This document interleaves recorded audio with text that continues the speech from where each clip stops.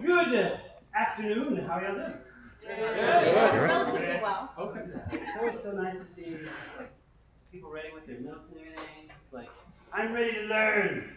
That's always fun. So, thank you for being ready to learn. We're going to learn from Billy Bramer. So, Billy Bramer, is it cohort 4? Yes.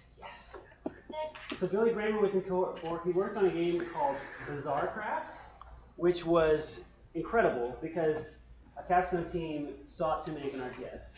I believe it or not, yes. That's like one of the highest aspirations to try to do. And of course, they wisely honed it down very quickly. Yeah. Not quickly enough. Partly due to my own encouragement that yes, you need to winnow this down, please, for the love of God. And they did. But they finally made something that's like, wow, you made a respectable piece of an RTS. Even a little bit of level editor in there, which was pretty impressive to do.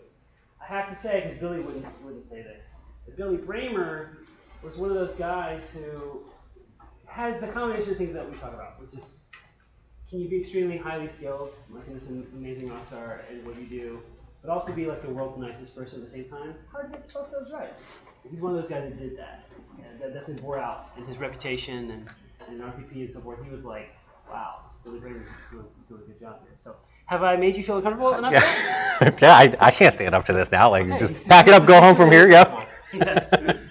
So he's working at Iron Galaxy in Chicago, right out of school. Nope. Several different programmers. Midway. I'm sorry? Midway. Oh, I'm sorry, Midway, yes. So Midway first in Chicago. Before Midway, they worked. So he was working out there at Midway, and he became really good in Unreal.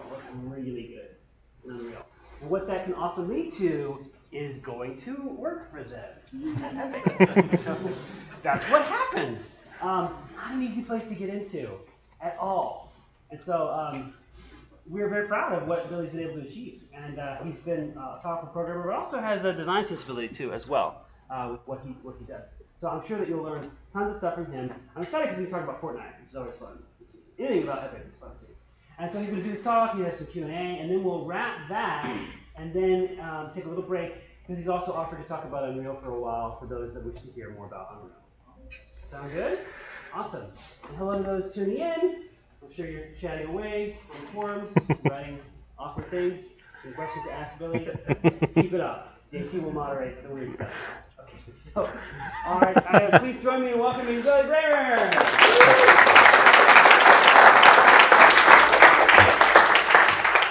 Well, thank you for the introduction that I in no way I can live up to, but that's that's all right. So normally, the past few times that I've come back, I kind of try to talk about life lessons that I've learned in my career. I've been in the industry about 9 years now. I've been at Epic for 6. And I had mentioned to Ron, I was like, I don't know, I kind of rambled last time, and it might be kind of boring to keep doing that. And he's like, oh yeah, people learn life lesson stuff all the time. You could maybe try to include something more about how like Fortnite has gone or how like working at Epic has been. So I kind of switched the talk to cover that kind of stuff. And so I'm using that also as the scapegoat that if this talk sucks, then we're all going to blame Ron. Okay? Yeah. So, we'll start with who am I? I started at UCF, got a computer science degree, came here, as he mentioned, in cohort 4, which hearing what cohort you guys are in has made me feel.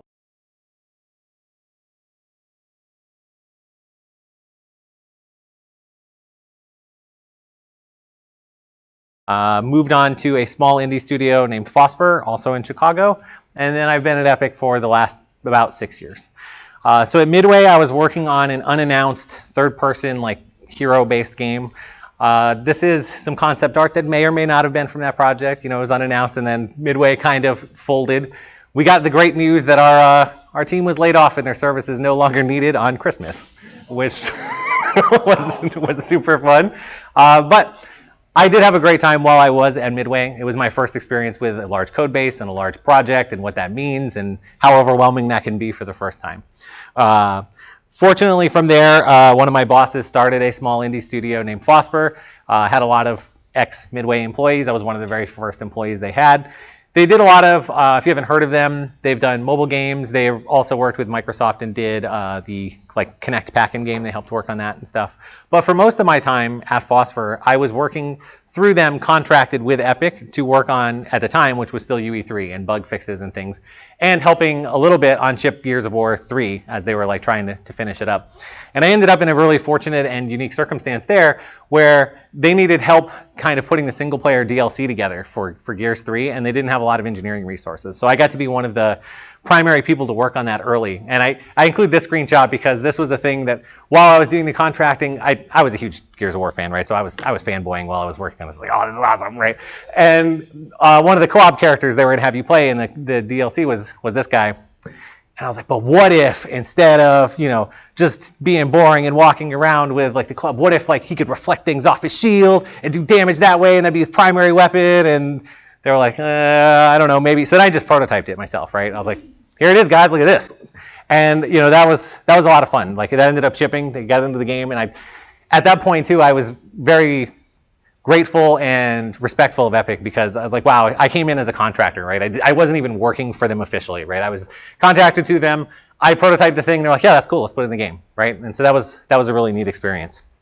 From there, I moved on to Epic, where I have been, and here's some pictures of our studio in Cary, North Carolina. I always kind of joke that I wish that this is like a spaceship's like blast shield door. I keep wanting to find a button that's like going to close it and like secure the facility, but that doesn't happen.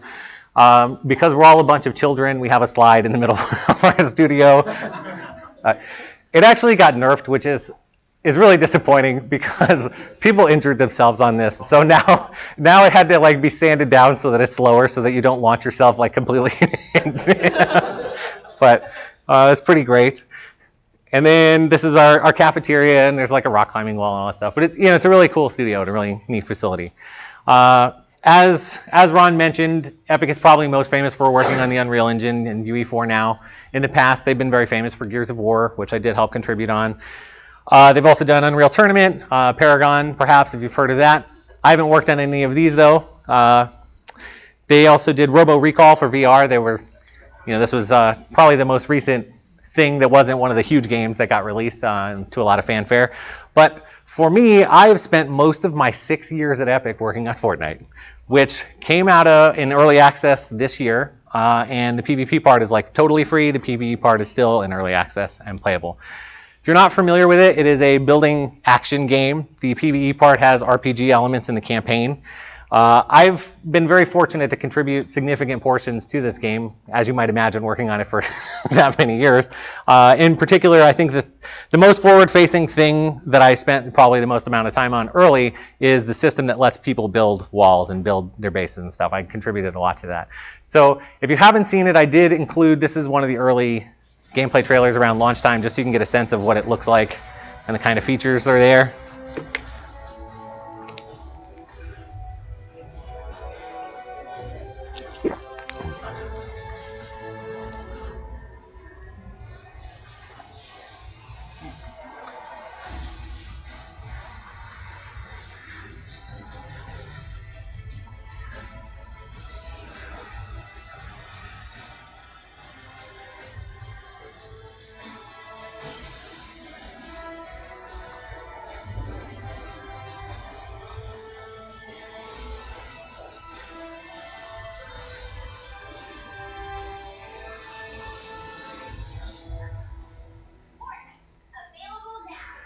So there's the trailer, so you have a frame of reference for what we're talking about. So for the next section, I was going to get a little bit of like how Epic works internally, how we do things. This is a good reminder to myself that I forgot. Obviously, my boss and company know that I'm here, but I am coming as an unofficial representative, right? So throughout this, there are going to be opinions that are pretty strictly my own, right? This is not an official platform of like Epic's providing, but I just want to get that out of the way. So Epic, as I mentioned, headquartered in Cary. It was, we have studios worldwide now, but most of our employees are still at the Cary studio that I showed the pictures of. It was founded by this man here, Tim Sweeney, that you perhaps have heard of before. I view him as an engineering genius. Like he's just an incredible engineer and has contributed a lot to the industry over the years. But I think the part that a lot of people probably don't know about him, because maybe the only time you ever see him is if it's like SIG graph or a presentation, right, and he's talking about the engine, is that for somebody who is in charge of a company that is large and is successful and has been open for, I think, 26 years now, right, He is so polite and nice and cares so much about his employees. And it's like really awesome to see. I mean, we do a company meeting like every month or so, does an open QA, super transparent, ask literally anything you want, right? He's going to go over it. And I think that's really rare. And it's part of the reason why so many of the employees at Epic love working there. Their retention rate is very high, right? Like, because at the end of the day, even if I disagree with something a decision that gets made, like I know at the top highest level, he's got our back, right from the get-go. And so it's really impressive.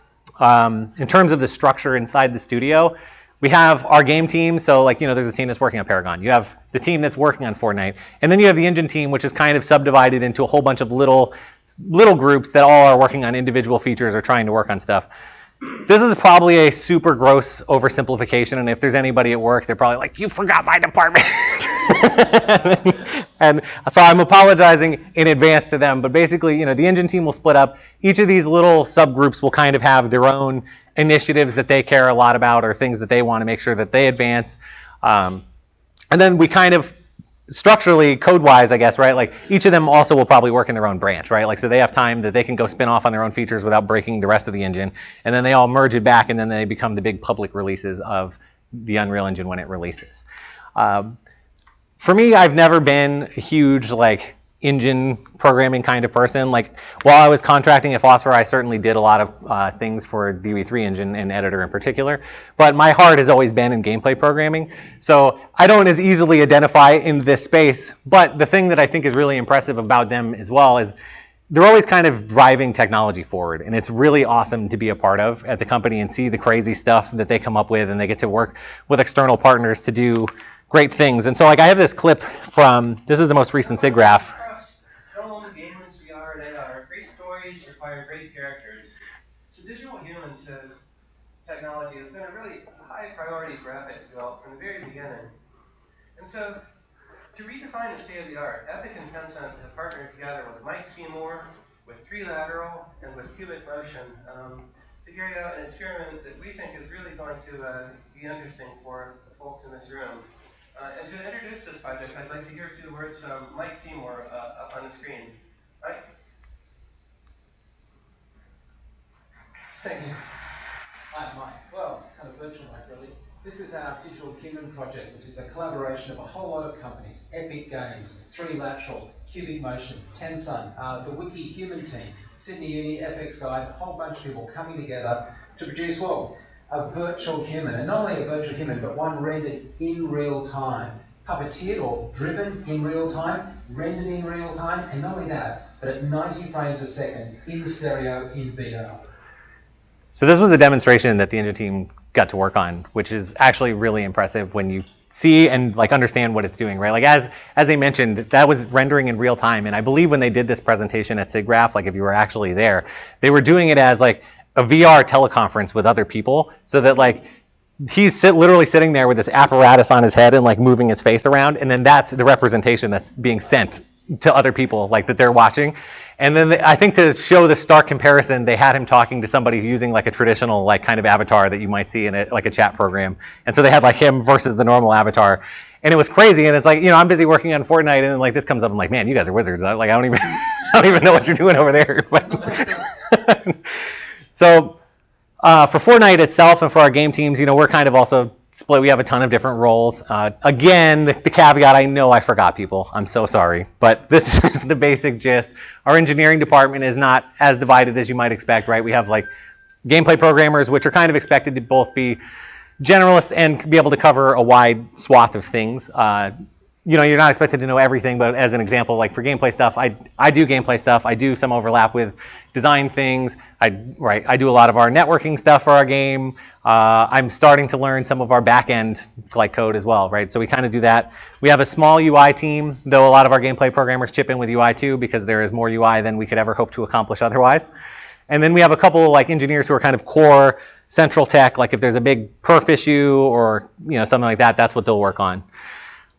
For me in particular, I'm kind of a hybrid. Because I'm a lead, I do both gameplay programming and management. So from a gameplay programming standpoint, that normally is I'll go work with our designers. We'll figure out what feature is important to work on right now, what our goal is, kind of iterate through.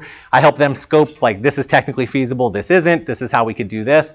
I think a skill that gameplay programmers should look to acquire is, I feel like gameplay programmers are in a very unique spot of, once you know the code base very well, you're kind of the best qualified person on the project to be able to help people with, like, okay, I know you're wanting to do feature X, but if we make a couple slight tweaks here and we do this, we can do it in like a quarter of the time because I know how all the tech works, right? And so that's a lot of my job too. I try to do those kind of checks.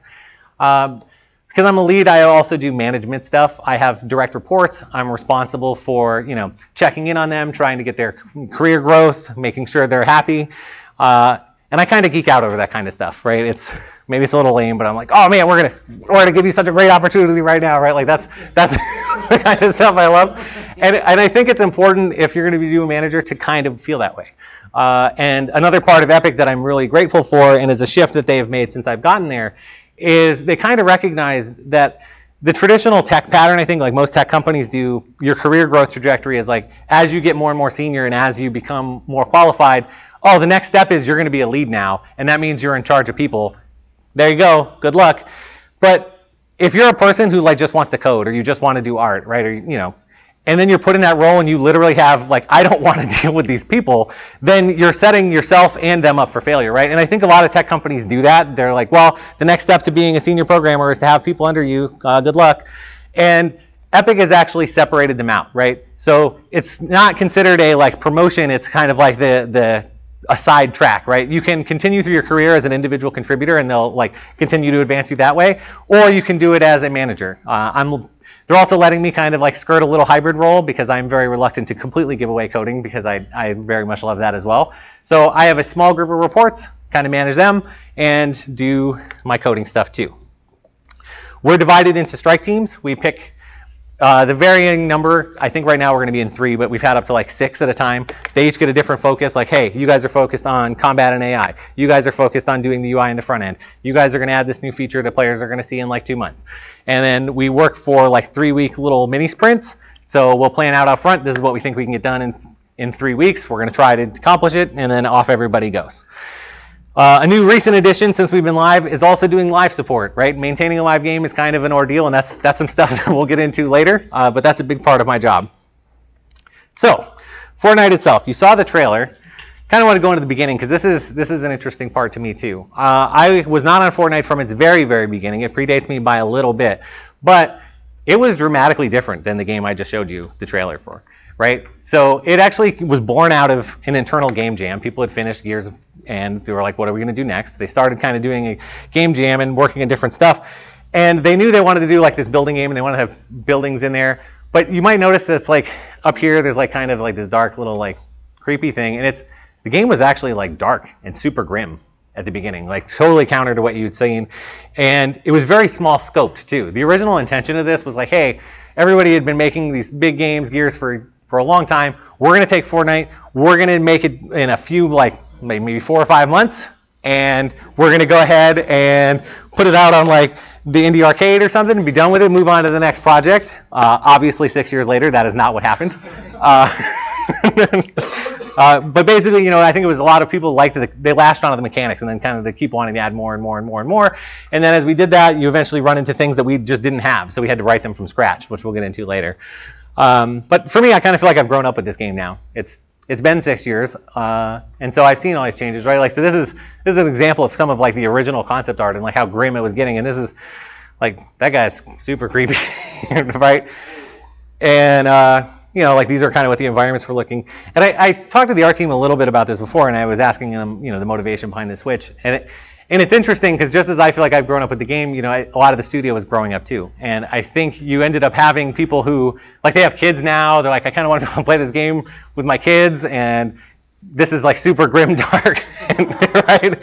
And Gears itself kind of always had this, like, I think the tagline they always used was like destroyed beauty, and it always looked like everything was demolished. And I think there was a little bit of fatigue too, right? Like, hey, our studio's been doing this for a long time. Like, let's show we can do something else. Now, ultimately, also, I think the more stylized art choice lends itself to being a slightly more like timeless or like more relevant through the years as well. Like if you had gone hyper realistic for this like 6 years ago and then we tried to release it now, like it probably visually wouldn't hold up. We would have had to continually kind of update it.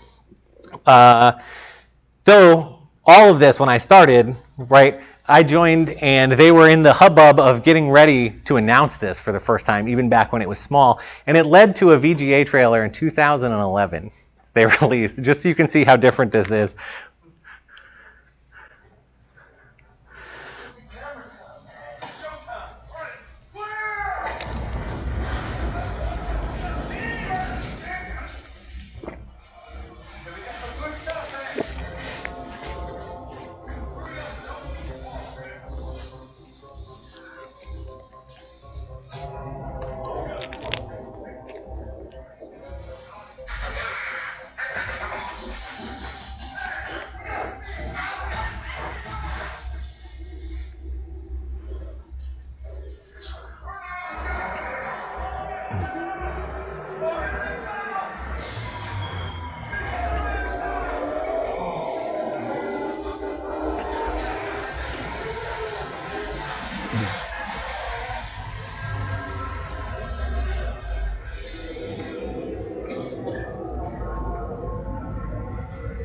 So even back then, I mean, there were some elements that obviously we retained, like some of those monsters are very similar to the ones that are in the game right now.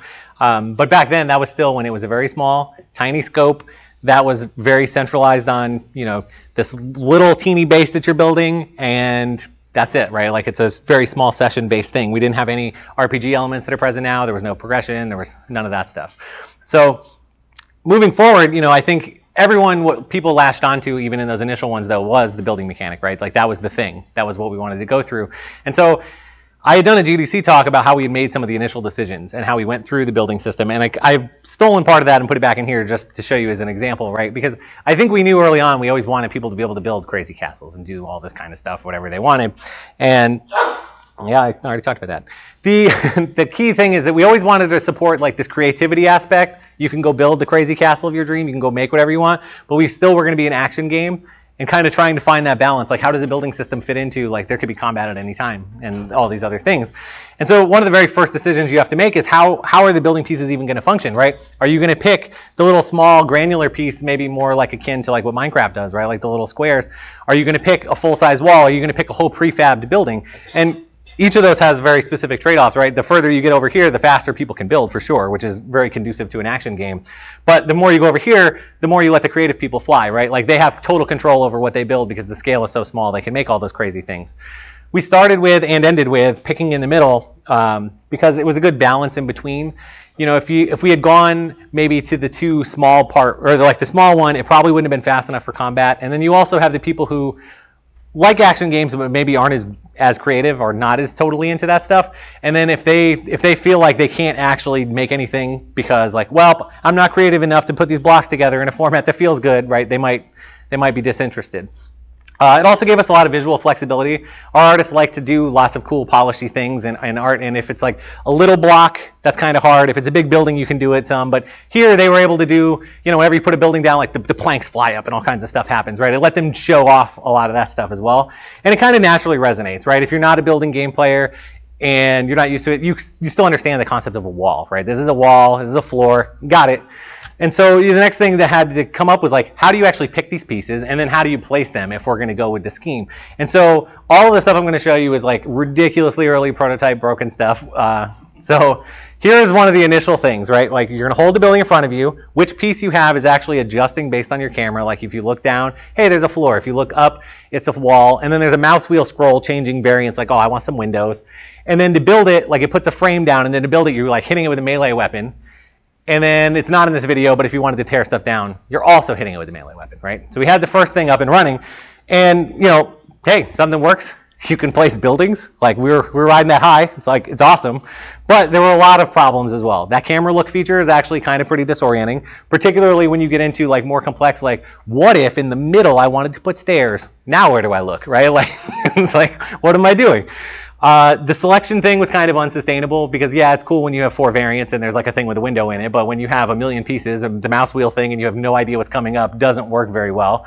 That contextual melee thing, I didn't show you the frustrating part, but it was borderline infuriating because you're sitting there and you're like, oh man, hitting this.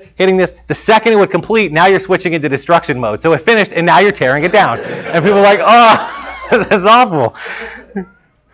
So then we're like, all right, you know what we're going to do? We're going to put in a standard quick bar, and then what if we just put the building pieces on the quick bar? And then you want to talk programmer art? There you go. That's me at work, right? Okay, that's my specialty. So we go ahead and do that, and we're like, there we go. We're going to solve some problems. What'll happen is you press a key, switches you to the build version of the quick bar. Problem solved, right? So we got this other iteration. We even wrote build mode. We're like, they're definitely going to get it. Look how it says build mode, right? And we put in a fancier version of the mini game. Build up. This is the next version. This one, as you might guess, also was not great. So the piece selection, definitely more clear. You could tell what you were going to pick. It was faster. You could just press the hotkey. So, we make some incremental gains there. We even snuck in a chance for mastery in the mini game, because I don't know if you notice in the mini game, every time you hit the sweet spot, you are actually cartoon animating faster and faster, right? You were building it faster. So we give you a chance for growth. Being good at that, you can build it. That bar toggle thing was super disorienting, particularly because we straight swapped it. You couldn't even see the other one when it happened. So people would just switch it and then forget what they were doing. And it was also a fixed size. So sure, we made the mouse wheel thing a little bit better, but now there's 9 pieces you can have instead of 4. And it's still hard to find a piece in a hurry. Now, obviously, my programmer art did not help things. But even when we put real art in there, when you're deciding between, do I want the thing with 2 windows, or do I want the one with 1 window, but only on the left? Trying to pick that off of a skill tree bar is actually still kind of hard, right? And building is slow. You're sitting there, you go through all these processes of picking it, you put it down. This isn't going to hold up in an action game, right, as people are coming to engage you. So there's also the confusion as well over the contextual melee thing. That bar switch did nothing to fix that. People are still smashing their own buildings down and yelling at me. So we're all right, here's what we're going to do. We're going to take all of these melee weapons and we're going to split them up. And some of them are only for building and some of them are only for combat, so take that, right? Now you can't break your stuff. Stop yelling at me. And then we're going to put them on the quick bar. And then the building tool will also be on the quick bar. And then this is even going to fix the bar swap thing, because you're going to click on the building tool and then it's going to switch. So you're going to make that mental connection. Got it, right? No problems.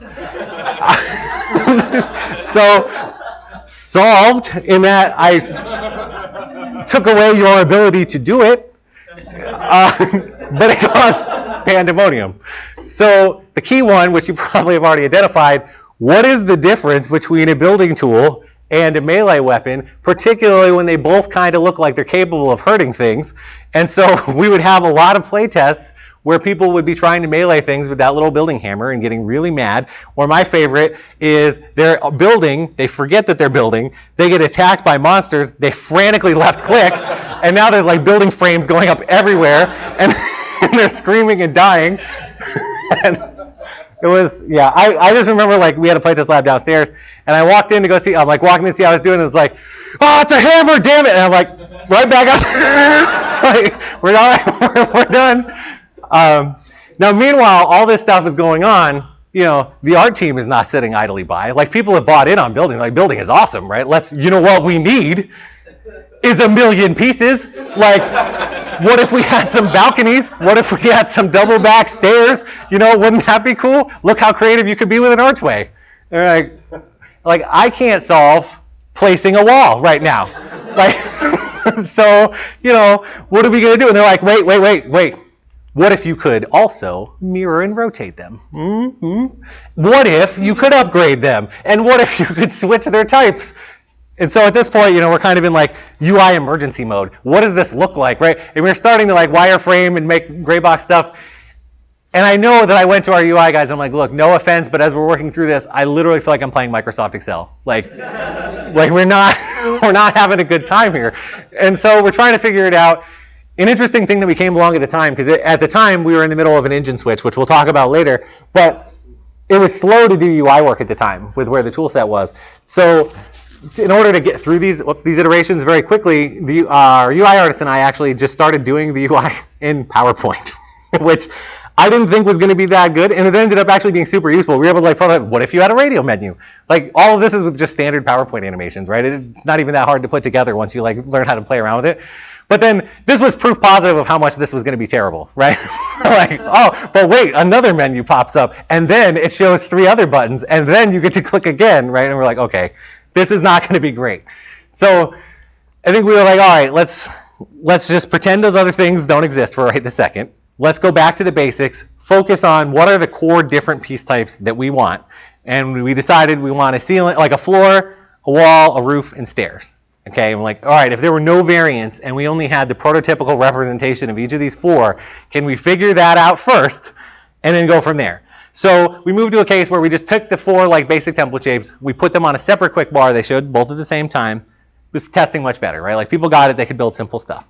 So then we're like, okay, we really do want those cool variants. Like I was pretty partial to the balconies myself, I'm not gonna lie. So I was like, all right, we'll get them in there. How could we do it? And so we're like, what if there was a way to break what we're working on into like more granular pieces, but perhaps after the fact? Like if you could edit a building that you put down. And so we came up with like, hey, what if you could turn the representation of the building into this, and then with this map to the other variants? So like say I punched that out and I punched that out, and then it automatically made a door for me, right? Like that would be pretty cool. And so we liked this idea as a concept, and then as we mapped it to the variants and the things that people wanted to make, we saw that it was actually lining up pretty well, right? Hey, that thing with the window is now this, right? Up, makes a window for you, right? So we were pretty on board with that, and we're like, okay, cool, but walls were always going to be the easiest one. What about the other ones? Does it work for floors? And so you like carve out a thing here. Oh, it did, right? We're like, okay, this is pretty good. And then the part I really like too is this kind of handles the rotation thing for free, right? Like you don't have to think about the 3D math. You're not having to spam a rotate key. You can just carve out the, like, I want it to look like this, and then it does it for the user behind the scenes. Then, you know, we kind of went into hard mode. We're like, okay, how are you going to deal with stairs and roofs? Because you can't cut them out, right? They're like directionally going up. And we had like, we were like, this is like 3ds Max or Maya. I'm not an artist. And so there's like, you were like, what if we had to like, you know, like pull vertices around or whatever? Like, this is insane. Like, people aren't going to do this in a game. So kept thinking about it a little bit more. We got to the roof pieces, and we're like, well, you know what? You could still show the same visualization, but what if instead of punching them out, we treated them as elevation changes, right? So when you click on one, burp, that piece goes down, and then it makes that shape, right? So we were pretty happy with that too for roofs. But then we knew the final boss was going to be stairs, right? Like stairs were going to be brutal because we started down this road of like, okay, this this looks insane. Like, what are you doing? And so we throw that away. Then we were like, okay, what if we put like little start and end widgets, and then you could like pick up the end widget and like move it and be like, hey, would you end over here, please? And it would change the stairs. We're like, no, we don't really like that either. But we did come up with, we liked the drag mechanics. So we're like, what if instead we kept kind of this thing, but we identified as you were interacting with these blue panels the way you dragged, almost like you were painting on it. So now you could like click down here, drag across, and then that would make the stairs that followed like your mouse cursor track, right? So that's how we ended up handling the stairs. From there, we ended up doing some other things that kind of cleaned up stuff. So in lieu of the hammer that caused so much playtest frustration and had people cursing my name, now you have a piece of paper in your hand. Good luck beating somebody to death with that, right? So we showed them that, which unfortunately meant rip to the building minigame, done. You know, we had spent time polishing that. That thing was like pretty sweet looking. It had a cool like cartoony thing, but we're like, hey, to actually achieve the gameplay that we want, you've got to be willing to throw some of this stuff away, right? We had spent time on it, and that's fine, but you want to be able to build quickly in this game. That's more important than having the fun little animated little happy building mini game, and it's causing problems, throw it away. Here's what it looked like with 2 quick bars. It's much simpler when you only have to show the prototype shapes. There's no confusion that this is separate. There's no like swapping back and forth. And so we drastically reduced the building confusion. The variants just got themselves out of the way, right? They're hidden behind the edit mode. They don't have to be accounted for any other way. Building is now very fast, right? You pick the thing on there, you click, it's down. The 3D math, as I mentioned, is abstracted away. The user doesn't have to worry about that. And contextual melee is solved because, once again, we just removed it. You can't even do it. So there. The dual bars are still a little clunky though, and there's no way at this time to upgrade or convert between the types, which was the next required feature. So we're like, all right, we did okay here. Now let's go tackle this next challenge, right? So here we kind of screwed this one up, right? We were riding the high. We're like, yep, that in-world stuff is great. What if we just keep on doing that? So we're like, okay, let's say you got a building and it's broken. What if I put another of the same copy right on top of it, fixed, right? We're like, we're going to try that. And then upgrade 1 + 1 = 2. If I take that level 1 wall and I put another one on top of it, bam, upgraded, right? And so we went down this route and we put all the features in, and you can see, like, so here you go. This is somebody, which is impossible to tell, holding a stone building over a wood wall, telling you it's going to convert them if you click right now. And then here's somebody who's trying to upgrade wood walls to level 2 because they're holding a wood wall over a wood wall. And then here's somebody repairing an existing one. But as you can see, like, this is super not clear, right? Like, this was a big clunky mess. So yes, we did check the check boxes. You could do these things, but you could not do them well. The controls were very slow, particularly like once you've actually built a base and you've got some walls over here and a floor over here or whatever, say you need to repair all of them. Now you've got to stop and like piece match them all. Hold on, switch to the floors. Oh, hold on, switch over here. Right, it just feels bad. It was very slow, and it was confusing. It was also garish if you're on the R team. Like they were not thrilled with all those icons that I was injecting all over the place in the world. And so there were just too many operations. And so we went back to like, you know what, why don't we just give you contextual prompts? Like, why don't we just let you do this whenever you want when you're near a building? And so that also meant ripped material conversion, because we were like, we don't want to put a million different prompts in here, and the conversion thing was not used that much. So we didn't think it was a huge loss. Ended up fast, you know, kind of reduced the cognitive load, what we're expecting the player to be able to understand and take in, right? Other games have already certainly always had the contextual hotkey that does things, right? It's just straightforward translation. And we're able to give contextual hints, right? Otherwise, there was no way to know the way to repair things is to overlap stuff, right? But now when you walk up, even if you don't know repairs in the game, there's this little contextual bubble like, hey, don't you want to repair me right now? Right? And you get that kind of for free. We did lose the conversion feature, but I don't think we were super heartbroken about it. And then since then, you know, we've kind of done more polished stuff. So like that piece of paper now actually shows even which material you're building with when you're looking at it, right? So it's another reinforcement. We kind of cleaned up some of these icons, and then the double bar thing ended up with like these change sizes based on which one's selected, so it's more prominent. There's a quick hotkey that's also labeled showing you're going to like switch between the two different modes. And then this is a video from one of the other trailers that kind of shows off what the current state of things looks like.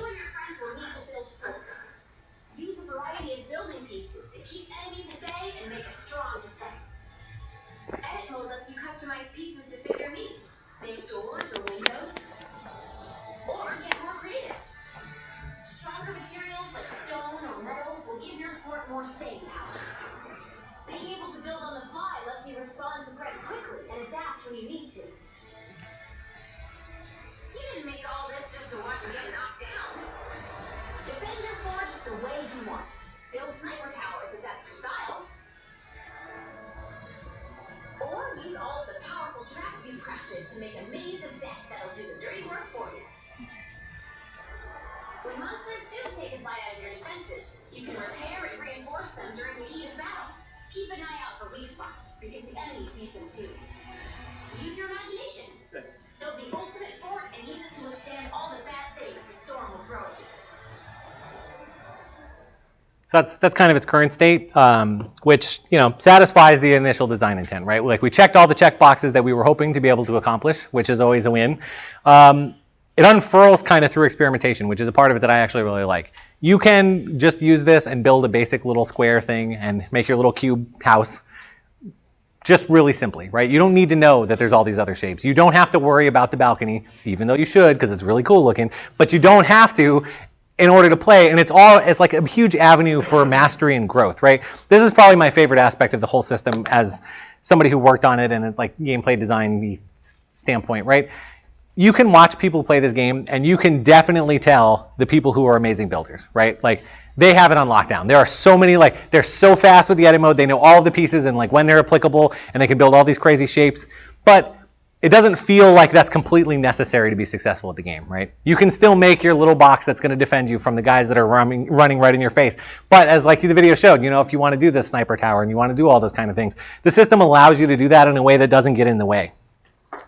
There are some parts that are still a bit clunky, like the stairs work with the dragging stuff, but it's divergent enough from the rest that it's still not an immediate like, oh, I should just drag on this and it'll work, right? It still requires learning, and it does take a little bit to get used to the bar swap. But overall, I think, you know, this was a good example of kind of what my job looks like, right? Like, we do iteration through gameplay features. Sometimes we make dumb mistakes, right? And then looking back at it, it's like, man, why did we even think that was a good idea in the first place, right? But that's part of it, you know. I think a good functioning team too, like, doesn't judge those decisions, right? Like, people are going to come up with dumb ideas, and if it's cheap to try them out, go for it, right? Like, it's not a huge deal. So going forward, kind of from then, that was early through the rest of this, and obviously I'm going to skip a ton of things because if we covered 6 years worth of stuff, we would be here all day.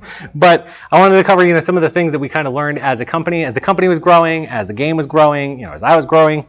And so I think the big one, like one of the central tenets that I think Epic is all in on is eating your own dog food, right? If you make a thing and you expect other people to use it, that you use it yourself, that you know what the problems are, that you go through the whole process, right?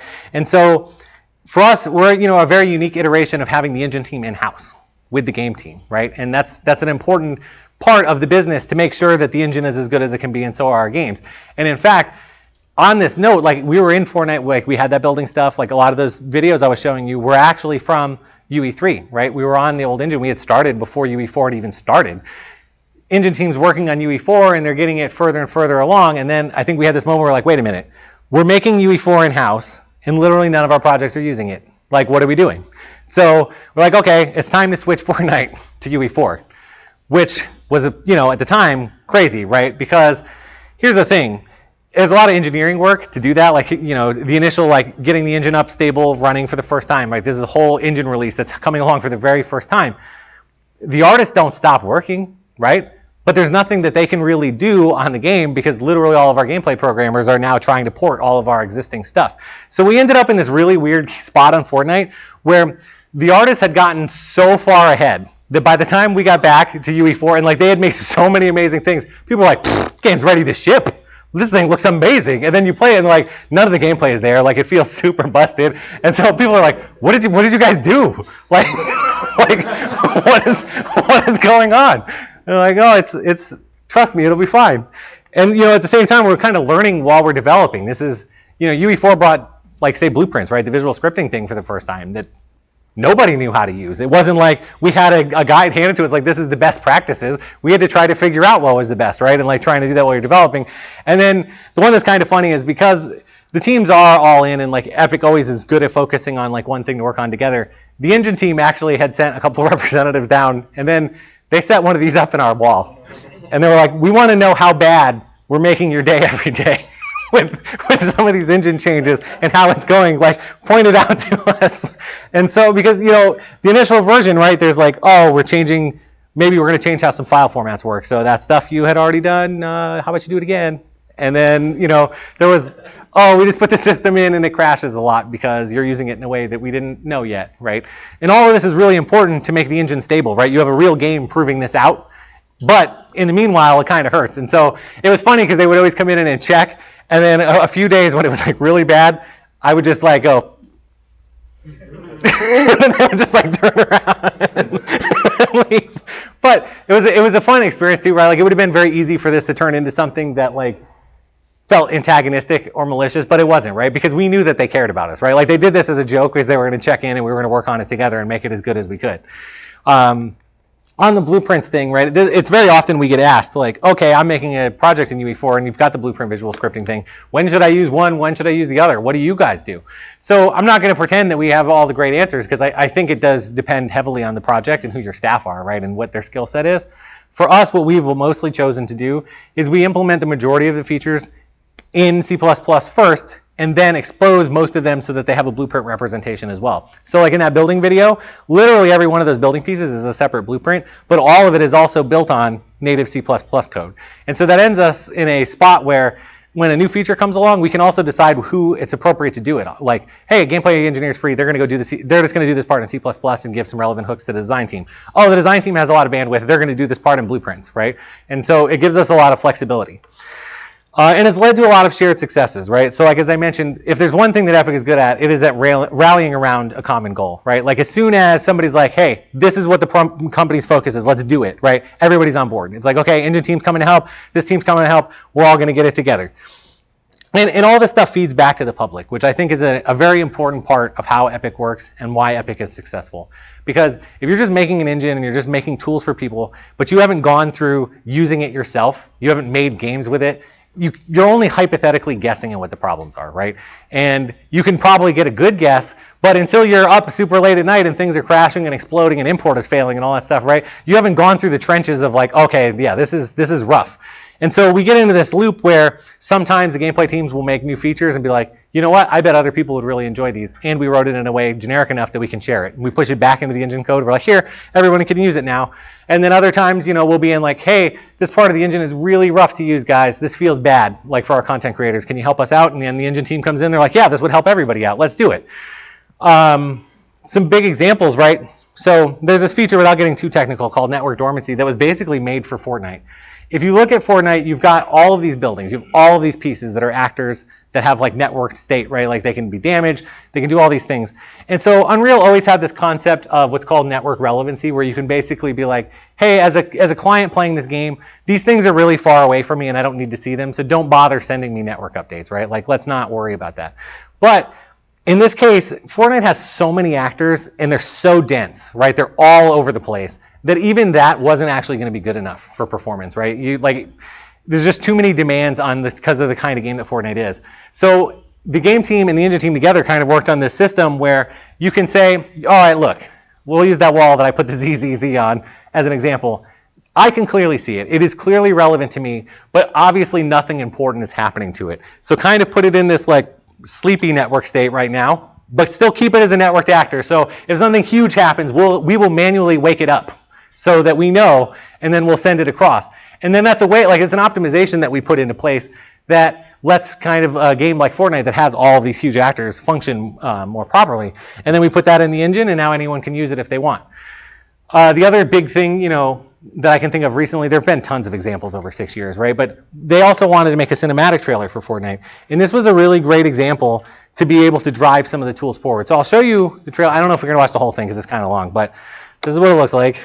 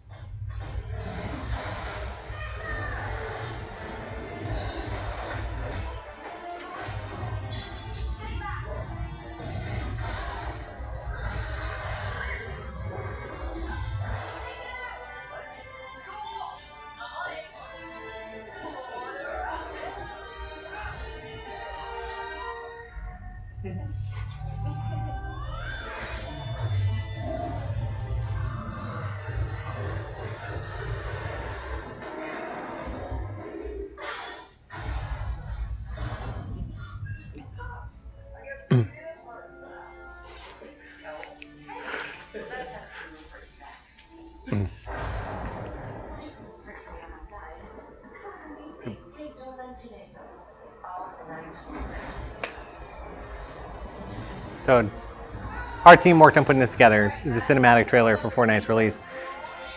And the reason I bring it up as the example of working with the engine is like this was actually used to drive the sequencer tool that was going to be like more for setting up movie kind of style things in the engine forward. That trailer is done in real time. That is not a pre-rendered cinematic. That's running out of the engine in the editor, right? Like They use that to put those tools together and use that as the proof of like, yeah, you can do this kind of stuff directly using the tool set. You don't have to go spend time like doing the processing stuff. And there's actually a lot of like, I don't have the examples, but there's actually a lot of like third parties now who are realizing this as well, right? And there's actually like full like kids cartoons now basically being made directly in the editor. Like they're just using very similar tools that this helped drive forward. So from there, I think the other, like a big hurdle that we had to take on at Fortnite that people just were totally not ready for is kind of what I put thinking systemically, right? If you look at Epic's past, things that they've put out like Gears of War or whatever, right? Mostly been very shooter focused, right? They're not heavy systems driven game. They're not heavy on like RPG elements. And so Fortnite, we're like, hey, this is gonna be a free to play game and it's gonna be heavy on RPG elements. And that's kind of a mind shift if you're used to only making shooter games, right? There's a lot of stuff that you have to learn, and like I'll be blunt. I didn't know system designer was a role, like when I first got to Epic, right? And so we didn't actually have any, and so they're like, oh, well, we better go find some. And so we've hired people from MMO space, who've done itemization on MMOs, and there were some growing pains there of going through that process of like, what does that mean to try to build things at that kind of scale, to be able to make. Okay, instead of Gears like having 4 or 5 weapons, what if you had to make 200? Like, what does that mean from a development standpoint? And that is a big departure from what Epic has done in the past for art, design, and engineering, both from the RPG and the free-to-play aspect, right? So, like, art-wise, yeah, we need tons of content. So you've got to be able to churn them out. We cannot spend, like, a year on a shotgun model, right? You've got to be able to get you've got to have some kind of system in place to do that faster. The designers, you're kind of in a procedural, stat-driven, progress-driven thing that goes on. You're not going to be able to hand script every encounter. Like, what does that mean? How can you still make quality content when you don't have that kind of control, right? Learning all of those things. For engineering, you're building systems that are expected to both stand up under substantial load, like tons of people playing at the same time, and to be able to like hold their own for years at a time, right? Like, these are huge, robust systems that need to be able to provide very specific solutions for our designers to be able to make content in a way that doesn't make their pipeline super slow. In terms of free-to-play thinking too, right? Like I remember there was this thing in the company where everybody was like, well, of course, we just get everything, right? Like, we're going to log in. I get all the skins, right? I got all the weapons, right? And I'm like, no. And I'm like, what? What do you mean no? And it's like, because it's very important to our team for the free-to-play stuff. We want to know what it feels like if you play our game and you literally don't spend money. We want to make sure that that feels okay, right? And there's still some work to be done there, but I do not spend a single dime. I don't have any of that stuff unlocked on my account. Like when I go play, I play as if I had just started for the first time and I go see what that feels like because we want to know what that feels like.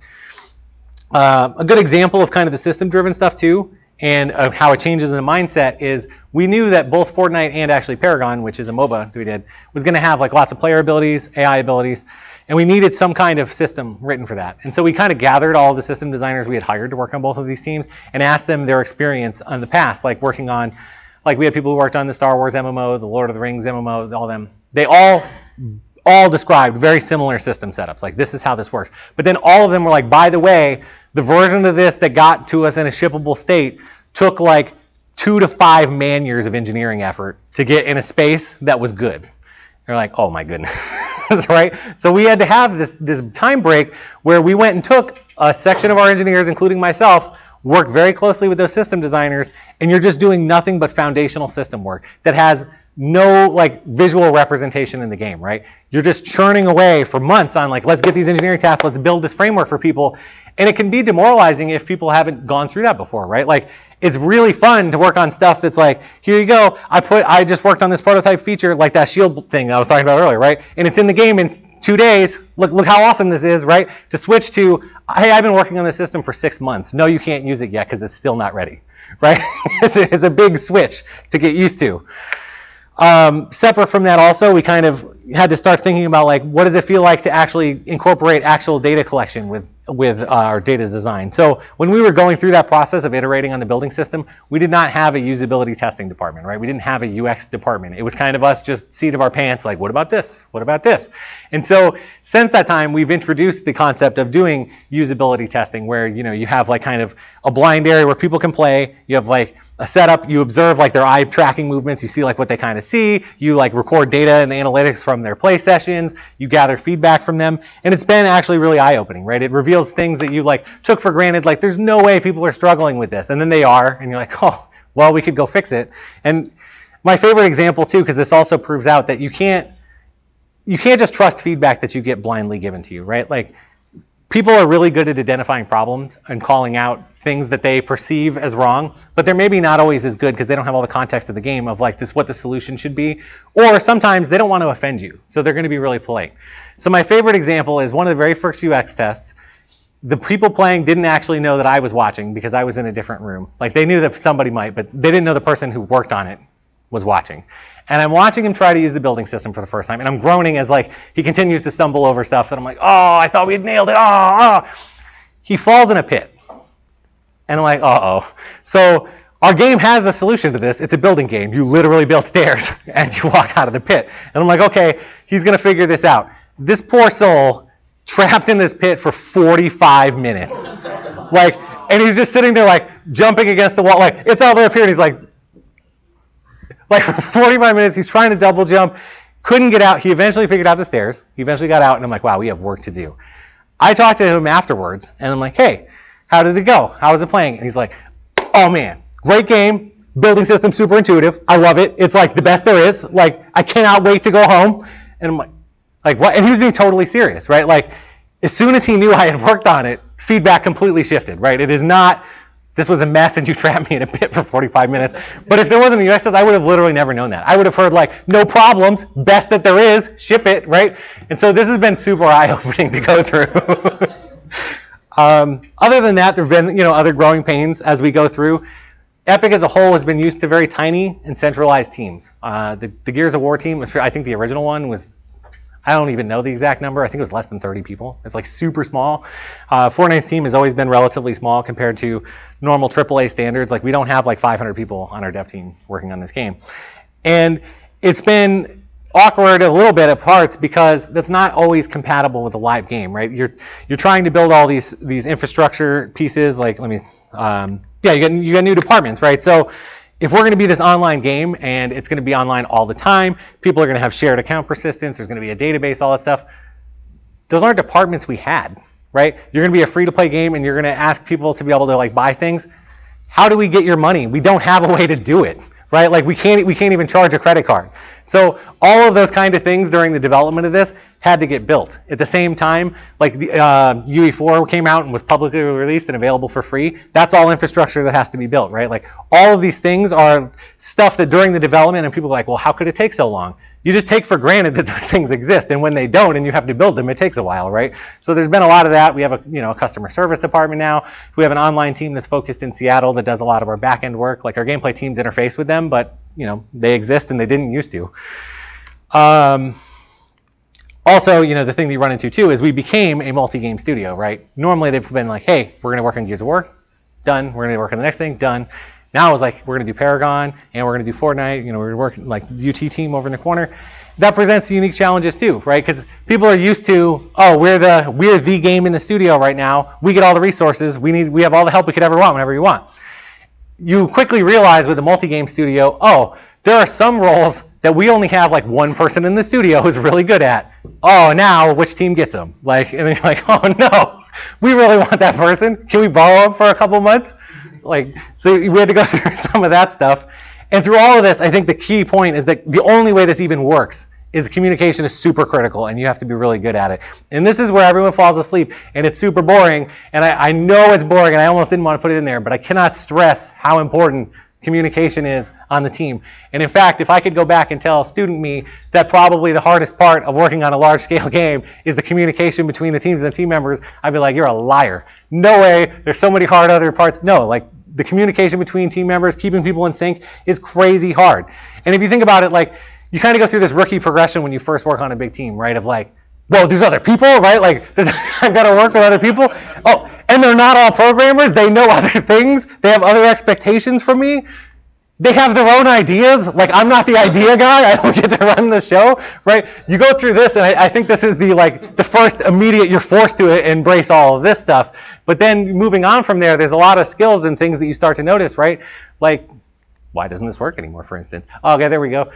People are wildly different, right? They have so many different motivations. They have different personality types. And it's really easy to do something that makes one person on the team ecstatic while completely demoralizing somebody else just because of how their personalities are, right? even quality bar, this is a good example, like that we kind of argue about sometimes on our team, and good-natured. For me, I'm a gameplay first person all the time. Like, that's who I've always been. So I'm like, hey, we got this cool gameplay feature. Let's get it out. I want to get it tested. And the art team's like, what are you doing? That looks like garbage. Like, we got to put better stuff in. I'm like, what are you talking about? This shippable is ready to go. And they're like, nope, not shippable to us. And so you get some like, oh yeah, okay, what's most important to each of us is different. And surprise, each discipline is going to value their own slightly more than the others. You're going to be shocked to hear that. So you have to go through some of that, like, oh, okay, it'll be all right. Okay, we'll ship it out and we'll try it.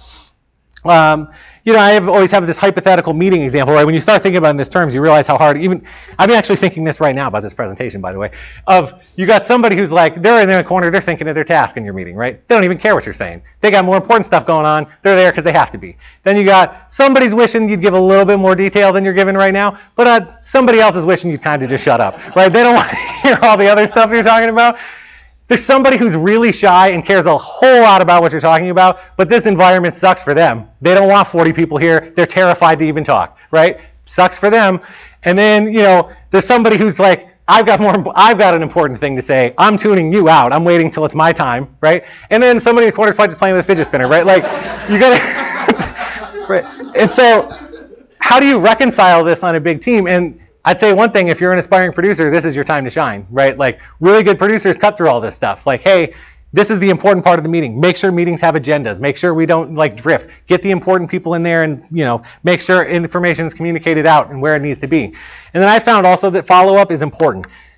This is so simple and a dumb concept that it's like a thing that I don't even think people think about, right? But that shy person in the meeting, as soon as you know and can pick up that they care, what I will often do in the thing that when we're having like gameplay discussions or whatever, I'll go talk to them right afterwards and I'll be like, what did you think? Like, what are your thoughts, right? And then they open up, like they're super excited that they got included, but I had to go make a note that they need a personal follow-up because that format is not good for them. And these are the kind of things that help actually drive the game team forward. And like I said, this is a super boring topic. Like, the fact that I put 4 slides about communication in here is killing me on the inside. I want to talk about fun things, but this is important. And so I think the next step is a self-awareness component piece. Like, you have to become very aware of who you are and how you function on the team. And that includes understanding the influence that you have on other people. This is a thing that I think through my career I've probably learned the most and struggled the most with. It's very easy to have very specific intentions and have them get completely misinterpreted because maybe you don't understand how somebody's thinking. So a good example is, I hate micromanagement. I hate it, right? That's not my thing. I'm all about, you hire good people, you get them excited about something, and then you get out of their way, right? You let them do it, they'll make awesome stuff. One of our engineers that we had hired was kind of working on a prototype of a thing that he was really passionate about. And it had crossed into a territory of a thing that I was also passionate about and I had worked on in the past. And so I made a point to go talk to him and say, like, hey, as a heads up, here's some stuff that you're going to run into that's like kind of friction and like has been contentious in the past, just so you should know. My intention was literally to tell him that so that he wouldn't make some same mistakes and it would speed him along. The way it came across was that I was telling him what to do, right? Like, go do this specific thing, don't do this. And I didn't notice it right away until he mentioned it in passing. And then we were able to talk it out. I was like, dude, I would never micromanage it. That's not what I want to do. But if he didn't actually bring it up to me another time, I would have just completely screwed that whole communication up, right? And made somebody mad. I wouldn't have even known. Likewise, raising issues to production. So I like to manage my own business, right? I like to try to make sure whatever feature I'm working on has got all of its stuff planned. I don't normally bother our producers that much unless it's something very important. New producers who aren't used to working with me don't necessarily know that. So they don't know that when I go to talk to them, what I'm telling you is super important and I'm expecting you to help me, right? I'm coming because I need your help to fix stuff. And so there's sometimes some miscommunications about like, I'll be like, why didn't you fix this super critical thing I just asked you about? And they're like, oh, well, everyone always comes to us with stuff. I just assumed it was a normal thing. I'll get to it eventually. I was like, no, this was prize 0, right? But I didn't get that across to people. Likewise, passion is probably both, I would consider my greatest strength and greatest weakness. So I have been told that when I get in, super excited about something and I'm working on a feature, that I can be a natural rallying cry for people, right? Like, I can get them excited, like, let's work on this, let's do this together, let's do it. At the same time, that cuts both ways. And if I'm not careful with what I do, particularly if I'm passionate about something, I screw stuff up if I'm not careful. A very good example is, I'm very critical of the things that I work on, right? I know this sucks. I wish I did this better. Like, we'll get this better. And the people that I work with, they're used to that too, because we'll be like, oh yeah, we could have done this better. Man, the first time I went into a review with like somebody else and they were working on something. I was like, oh, this is kind of garbage. We shouldn't do this. Like, we should fix it. They had not worked with me, and I didn't realize that. They took that as like a referendum that I came crashing down on them. Like, that was, what you do is worthless. Get this out of here. And I saw them later in the day, like, completely redoing what they were working on. And I was like, are you doing this because of me? And they're like, yeah, you said it was garbage. And I was like, oh. And I'm like, no, what I meant was we didn't finish the gameplay that we intended, so it's not good yet. Not that what you did sucks. And they're like, oh, okay, right? But, like, but man, it's so, you got to be so careful about that kind of stuff. I even did this at FIEA. Like, there's this huge email chain that I was the lead of our team, engineering team on our capstone project, right? And I sent this email. We had a designer send us an email like, hey, this thing is broken and we really need help. And I forwarded it to one of our other engineers, and it's just, you know, the way I phrase things. I'm like, hey, can you fix this so people don't have to whine about it, right? Did not mean to be rude to people. He fixed it and then replied all to the whole team. And then I get a bunch of people in my room being like, really? That's what you think of us? That we just whine all the time? And I'm like, no, that's how I talk. That's like, I'm so sorry, I didn't mean it. Right? So, you know, I think some practical tips that you can pick up here, particularly working on teams, this has gone probably the furthest for me is, you know, assuming you're in a corporate culture that isn't like backstabby, like people are trying to kill each other to get a position, which Epic is not like, thank goodness. It's very easy to alleviate almost any problem you're going to have with communication, to just like pause. Like if you're getting frustrated, be like, okay, we're both working on the same thing. We actually both have the same goal. They're super well intentioned, even if they're not thinking that we should solve this the same way that I want to. And at the end of the day, we're working on video games, right? Like we're not like putting our lives in danger. We're not doing crazy stuff. We're having a fun time working on games. This person just wants to do something great. So do I. And that makes it super easy to be like, okay, let's hash out whatever's going on. The other thing is, you know, I think as you get more and more mature as a developer, you start to become more aware of the team and when they don't have context in something that prevents them from making a good decision, right? So a very good example of this that just happened lately. We were in a planning meeting. The artists are like, oh, we're going to make art for this thing. It's going to be great, and it's going to take like 2 days, and we're going to hook it up and all that stuff. And I'm like, hey, by the way, I don't know if you guys know this. The last time we did something similar, the hookup actually took a week and a half. Because you're missing tech features that you think we have, but we don't. And so the last time you made the art, an engineer literally hard code fixed this for you just so we could ship it. But it is not a 2-day task. And we're like, oh, crap, right? And that's the kind of stuff that once you get into the like being able to pick that up and like notice like there's no way they could know this because how could they know that we hacked this area of the code because they're not engineers, right? That you can help your team a lot and you can become much better as a developer. The other thing, another super simple, you don't even think about it, ask people very open and very simple questions that they cannot say yes or no to. So I often, like if I'm going to leave for the day, I'll go talk to the designers I'm working with and I'm saying, what do you need from me before I leave in an hour? You can't say yes or no. You now have to give me an answer. And it's not awkward. So they have to think about it, right? Because it's very easy, particularly when you're busy, if somebody's like, hey, you need anything? No, I'm good. Like done, and you leave. And then the second you walk out the door, surprise, they actually needed your help. And now it's like, it's either an emergency or they have to go home because they can't make forward progress. Likewise, the same thing with the shy people, right? You can talk to them and be like, hey, what are your thoughts on this, right? They can't say yes or no. They have to answer you with a real answer. And that goes a really long way with communication. And then also realize that communication stuff is important in every direction under the sun, right? The way that you talk to your teammates, the way you talk to your bosses, and what, you know, we're learning how to interact with a player base on a live game, right? It's very important to us. We want to be transparent and we want to tell people what's going on when we're working on the game.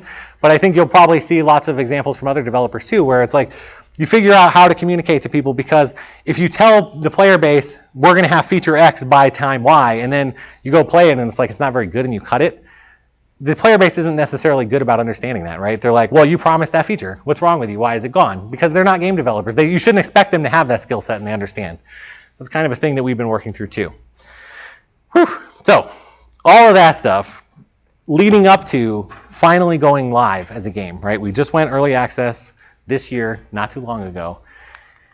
And it's been super surreal, right? Like, you got people cosplaying characters. We have statues of things. And if you work on something for 6 years and then you see this, it's just like, my brain can't even process this, right? Every time I see it, I'm like, what? Like, you have people enjoying mechanics that I helped work on, and I feel like I've been locked away for so long, right? And you start getting feedback, and you like watch people on Twitch, and then they break your stuff, and you're like, oh.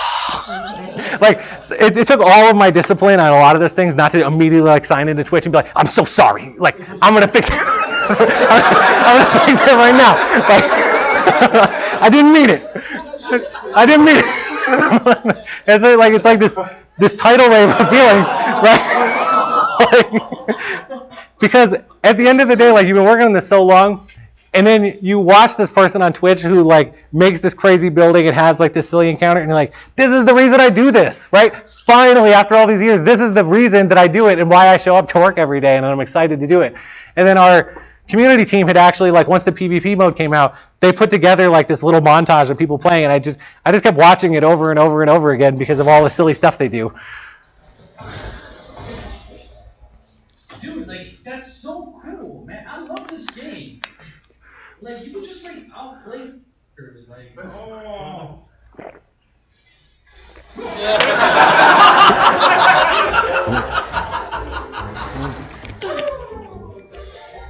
Oh, that's right. I mean,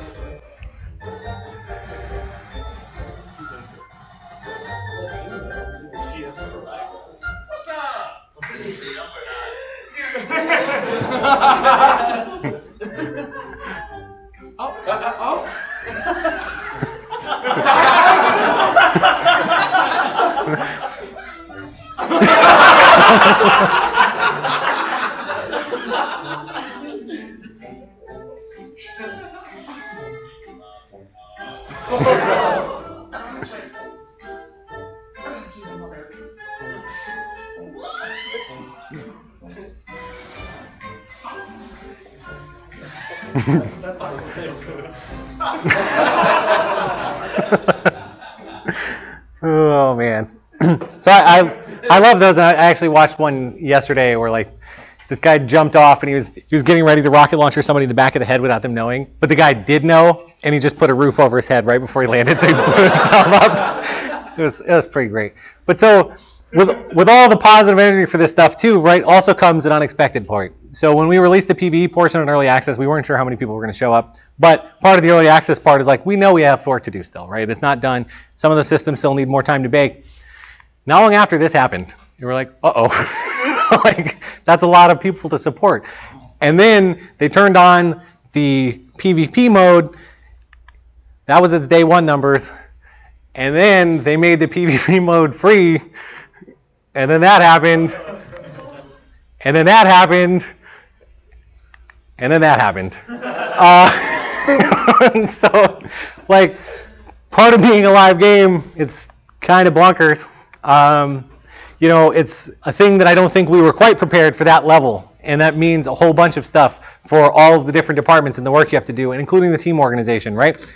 We are a small team overall. We don't have tons of redundancy in who knows the systems and who knows the pieces. We don't have like, hey, your team A, your team B, and your team C, like we can all handle this together. So when we first launched, we actually had to split our engineering team because we're like, okay, well, we need to make sure for the early access launch that it's smooth and if somebody's ready to respond to critical problems. So we actually broke ourselves into like weird shifts, like, hey, your shift starts at 4 in the morning. And then like yours is at 6 p.m., right? And we did a couple of rotations like that because we don't actually have a live team. So there was like part of that. The other thing is, you know, when you're working on a game, particularly like when we were in small early alpha and only had a handful of people, you get a bug in from the QA staff and they're like, hey, you know, we saw this bug once.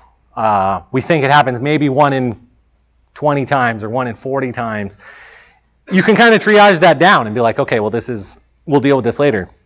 When there's 10 million people, that's a lot of broken people, right? Like 1 in 10 applied to 10 million, not great, right? So then you start getting into all these like, okay, now you're almost like, I feel like we're like a forensic scientist of like, okay, we got to figure out what's going on now. Let's go look at all of the logs we have available. Let's go look at the account state people have. Let's try to figure out what could have possibly happened. Oh, this person's internet hiccuped precisely during this one command, followed by this other one that timed out. But only if those exact happen in that order, then their account breaks. And you're like, oh no, right? And so a lot of work doing that kind of stuff. I'd say that, you know, the thing that you're not prepared for too is, no matter how hard and how safe you think that critical systems are, you know, mistakes happen. And as somebody who's really passionate about what I do, it is a gut punch to wake up in the morning and have bugs from people like, your bug lost my progress. Like, that is the end of days for my career. Like, I feel so bad. Like, I'm like, oh my goodness, like, throw everything away. This is all we're doing. Everyone leave me alone. We're going to fix this and hopefully get to recover their account. But that kind of stuff happens and it's rough. And so live issues preempt everything, right? And this is a thing that we're still dealing with. Like, there are still problems that we are fixing. There are some things we have to shore up. And you attempt to support it as best you can, but sometimes, you know, there's only so much you can do. And also we deal with tech debt, right? Like along the way, particularly in a code base that has 6 years of development in it, right? You have some parts that are not as good as they could be. Maybe they were just early prototypes and they haven't had the full development stack, right? The one that sticks out in my brain the most is, you know, kind of when we were first setting up the heroes, we weren't really quite sure how they were going to work and how it should lay out. And so to make a new hero requires the content designers to actually make a lot of assets, right? It should only be a handful in theory, but they have to hook up like tons of things and it's very error prone. And we haven't had time to get back to fix it. But it kills me every time I think about it because I know our designers, when they're like, time to make some new heroes, they're like, time to make 50 new assets, thanks, right? Like, and that kind of stuff sucks. So that's also a trick of the live game, is trying to figure out how to hook all that stuff up and get time to go back to that. At the same time, you know, players don't care about that stuff, and nor should they. That's not their job. They want to see new content coming out all the time. So we've tried to, you know, you're trying to figure out how to structure your team to deal with all these problems and still make forward progress. And we, you know, like we just had a recent Halloween event that's still going on, like, content team made a whole bunch, like a whole new quest line, all kinds of these crazy new heroes and stuff, and you know, it's been good. But I think the key takeaway from all this part is that, like, the other boring fall asleep skill is time management, and it's really hard. And in particular, as an individual developer, especially if you care about the stuff that you're working on, you have to really have discipline yourself against feeling guilty for some of this stuff. And I'm a total hypocrite. I'm so bad about this, right? Like, when Ron was sending me messages about like trying to get this together, I was so late in replying to some of these messages because it's very easy to be like, oh, okay, I spent all my day working on these live issues, but I really cared about the task that I was supposed to be doing. I'm going to go do that too, right? And then just stay there the whole time. No one's even telling you to do that, but you're like, but it's really important. I want to get that done.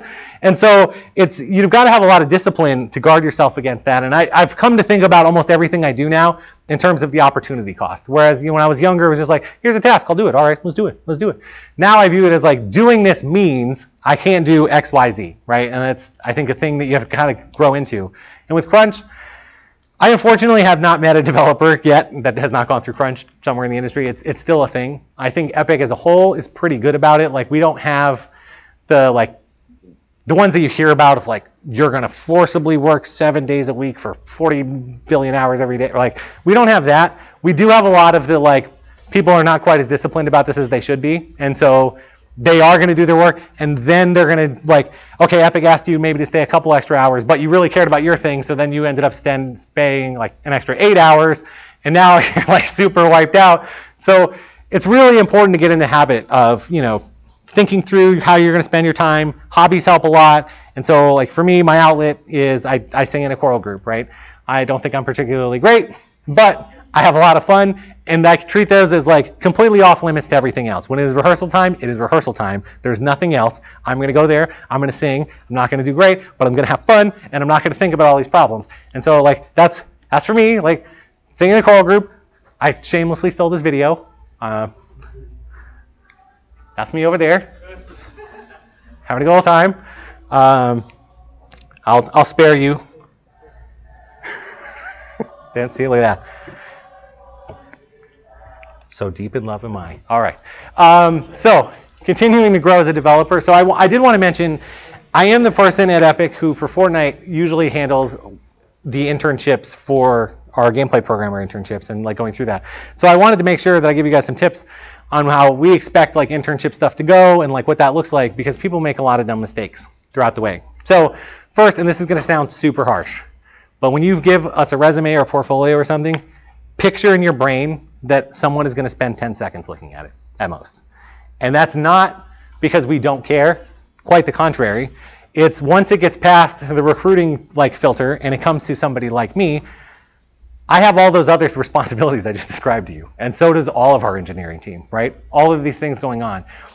And any of the big companies get tons of applications, right? I think the last set that we went through, by the time it went through the filters and got to me and the rest of the engineers who were going to look at this, I think we had like 88 applications that we had to go through in a day and a half to choose who we actually wanted to spend time interviewing with.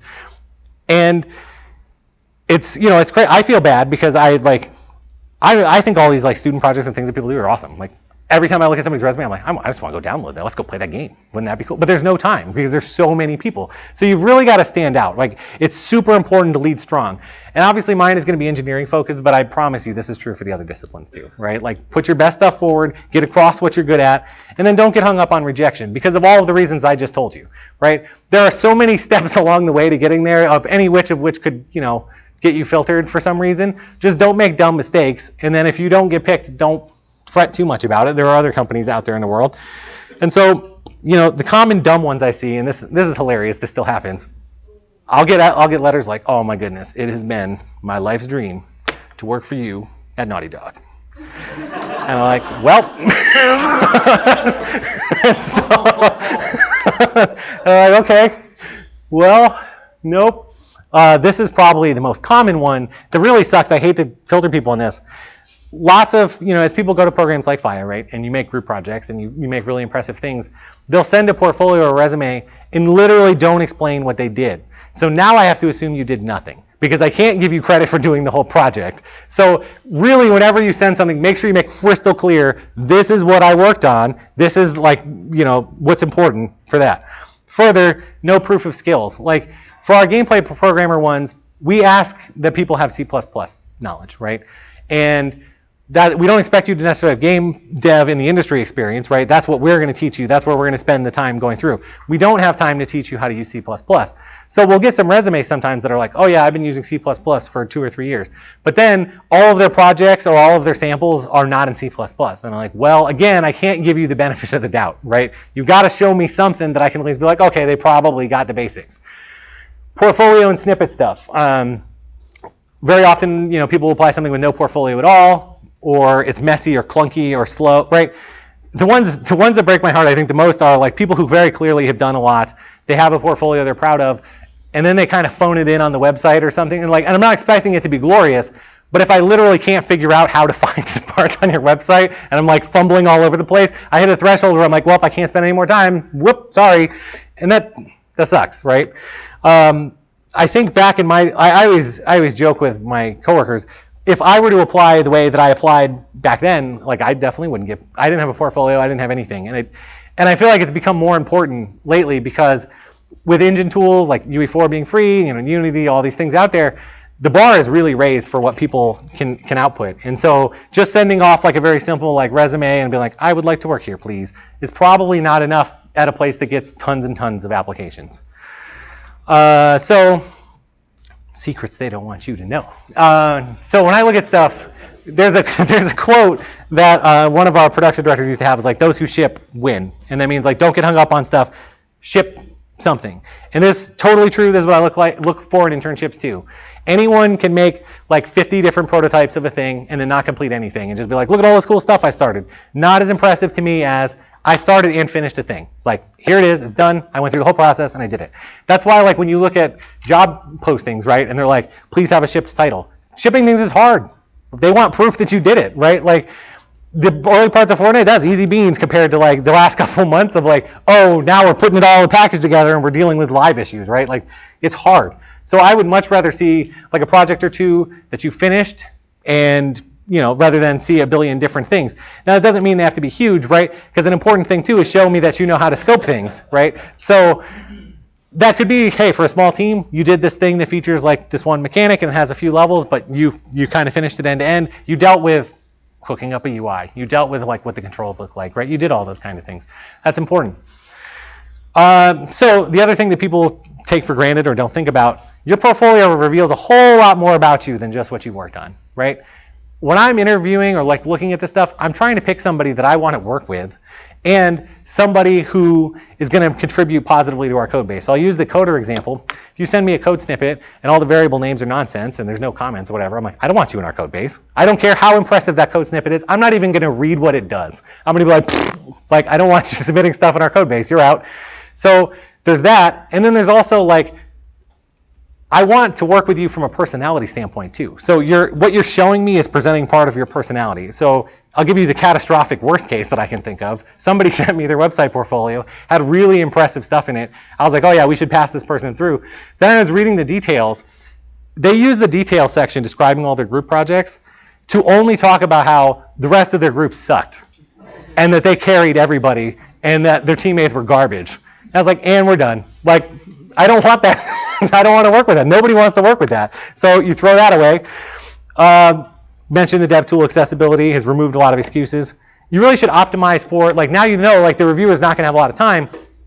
Optimize for stuff that helps them out. So I also see people who are like, here's this video of this thing I worked on, and it's 3.5 hours long, right? It's like, here's a full playthrough. Well, now you've put it at the mercy of like, I'm going to randomly scrub and hopefully I find the part that looks good, right? So I always tell people, sure, you can have your 3-hour video, but make some very short ones. Like, this is what I worked on. Look at this laser focus. Look how cool this is, right? Let me go watch that 10-second clip. Because assume you're going to get 5 to 10 seconds, but if you catch my eye, I'm totally willing to stay there for a while. Like, all right, let's look this up. Likewise, if you worked on something, put what tools and languages you use to make it, right? This goes back to the other thing. If you made your game in C++, be like, this game made in C++, bam, use the Unreal Engine, bam, right? And then I'm like, oh, okay, I have a basic understanding of the kind of stuff you probably went through. Then the other one, this one's lame, but it's true. Reviewers are human too, right? And so you're going to hope that they review your stuff entirely on the merit of the stuff that you submit. But at the end of the day, they are also susceptible to presentation, right? You got to hit them with the razzle dazzle sometimes on the presentation. So look, you sent us stuff. If it looks really bad, but the gameplay stuff is still there, I'm still going to look through it. Like, I'm going to get to the gameplay part. That's what I care about. I told you I'm mechanics first all day long. But it doesn't hurt your cause if it looks really cool, right? I was like, oh man, this is awesome. Let's go look. So there's that. Then the other thing that I always joke about, and we actually came up with a whole terminology for this because so many people did this so many times in a row that I now call it the Mass Effect corollary, is if you apply to a position, make sure you're applying to something like that you know what they're expecting of you and apply appropriately. So for example, if you're applying to my gameplay programmer intern position that I have open, I'm expecting you to talk about gameplay mechanics. That's going to be your job. That's what we're going to work on. That better be what you talk about. But I would say we went through this period where I'd be like, okay, let's talk about like a favorite game of yours, or like what makes it cool. Let's talk about the mechanics. And people regurgitate the plot of Mass Effect to me. And I'm like, what are you doing? Like, look, I love Mass Effect, all right? Like, I sang along with him when he sang. I was all in. But I know the plot of Mass Effect, and literally anyone with access to Wikipedia can go also tell me the plot to Mass Effect. I want you to tell me about the gameplay mechanics. And if you care about narrative stuff, that's fine, right? There's a way that you can tie that into how it affects the game, right? Like, in particular, in the past year, I played the indie game Undertale. I actually really liked how they tied in how their gameplay mechanics function along with how the story they're telling, right? This is really cool. That's the kind of thing that we could talk about. But if you're just going to tell me, like, let's talk about the history of the Solarians, like, come on, like you're not going to get hired. And in fact, this is my immediate response in the office. Every time. Like, loved the game, but that's not how you want to do the application. All right, so let's say you get past that, you get into the interview. How are we going to do that? Okay, look, this should be obvious, but if you apply to a game studio, you better have played their games before you talk to them. I swear this is such a dumb mistake, and people make it over and over and over again. Interviews can be scary, right? They can ask you all kinds of crazy stuff. This is literally the only thing you can guarantee to have in common. Like if you come, you know I played Fortnite, so if you did too, now we have a shared easy thing to talk about, right? And that's usually how I lead a lot of my interviews. Let's talk about the game. What do you think? What would you improve? All that stuff. When the conversation starts with, did you play Fortnite? No. All right. Right, and so now I have to fill that time with stupid, horrible questions that I think of off the top of my head. Now you're getting a graph theory question. Enjoy, right? Like, and so, you know, the other thing is, no one can know everything, and I was so bad at this. Like, I did not listen to any of our instructors here. They can all give me the I told you so moment, right? Like, we were prepping to do the interview. I spent all of my time, I'm like, I have to learn the entirety of computer science because who knows what they're going to ask me. Here we go. Like, I'm just like, all my old books, I'm like studying that. They're like, no, don't worry about it. Like, just, you know your stuff. Focus on the interview. Practice that. Nope. Like, spend a lot of time. Don't spend time practicing for the actual interview part itself. And then completely unprepared for what it means to act like somebody's asking me questions. Like, how do I reply to them? Oh, I didn't practice that at all. But let me tell you all these crazy factoids I know that are worthless because you're not even going to ask me about them because I stumbled pronouncing my name, right? Like, so you should definitely practice that part too. And there's a further story to that we'll get to in a minute. But also expect when you get questions, expect like evolving questions, right? Like I think good interviewers will often, they ask you a baseline question that they expect maybe to be easy. They just want to see how you think it through. Then the follow-up will be the same question, but with more constraints on it. Like, what if you had to do this, but you had to keep it in constant memory? What if it had these performance constraints? What if you had to do this, right? They want to see how you think through them. And they're not expecting on any of these questions either. Like, throughout an interview, I don't expect somebody to come in and know the answer to literally everything I ask. Some of them I'm coming up with on the fly. I literally just want to see how you respond to things that I'm throwing at you. And it's very easy to, like, kind of go into meltdown mode of like, you're going through the evolution, you get to like the third one, and you're like, oh, I don't know. And then just sit there and freeze and be like, don't know, right? I want to hear you talk it out, right? That's what the people are looking for. They just want to see what your mental thought process is. It's fine if you don't know all of them. I don't expect you to. But if you clam up and then you just stop talking, that kind of screws the interview up. Know your own work. This kind of goes along with the play your own games thing. This is one other area where you should be able to shine, right? If I pick a thing off your resume, you better be able to talk in detail about it. Tell me why it was good, what it was bad, what you did right, what you did wrong. This is the easiest question in the world. They're asking you about yourself.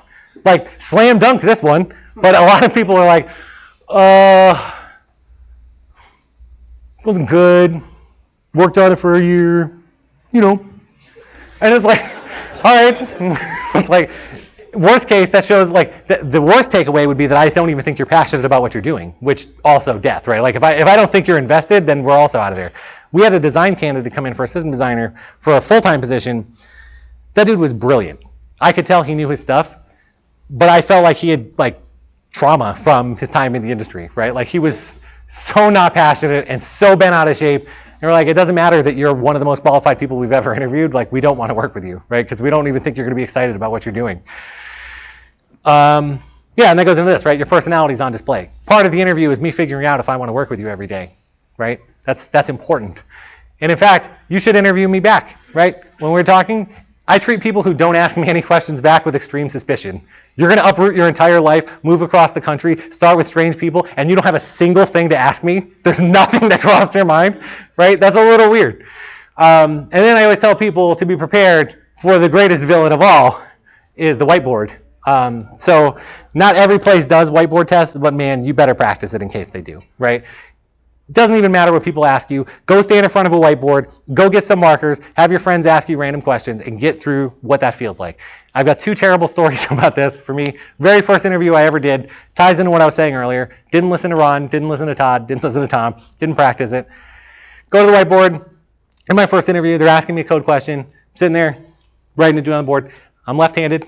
Marker smudges all the way down my hand, all the way down my arms. It's getting sweaty. It's a lot of pressure. Turn around. Entire interview group blows up laughing in my face. And I was like, what did I write that is so wrong that they all are laughing at me? And they're like, no, it's because you look like a raccoon. You literally have markers all over your face. But I was done. Like, it didn't matter. Like, that had destroyed. I wanted to cry. Like, I just wanted to sit there and cry in the middle of the interview. They could have asked me anything, and I was going to fail. Like, what is your name? It doesn't matter. It's over, right? So, like, just pack it up. So you've got to practice it. Now, fortunately, that horrible situation prepared me for in the future. Happened again. I had another interview. The exact same thing happened. I had actually gotten a marker all down my thing. This time, though, I went, whoa, and caught it. And then I ended up putting on, I had khakis on, so now I had like this racing stripe going down my pants. They called me on it. They were like, do you need to go to the bathroom? And I'm like, why?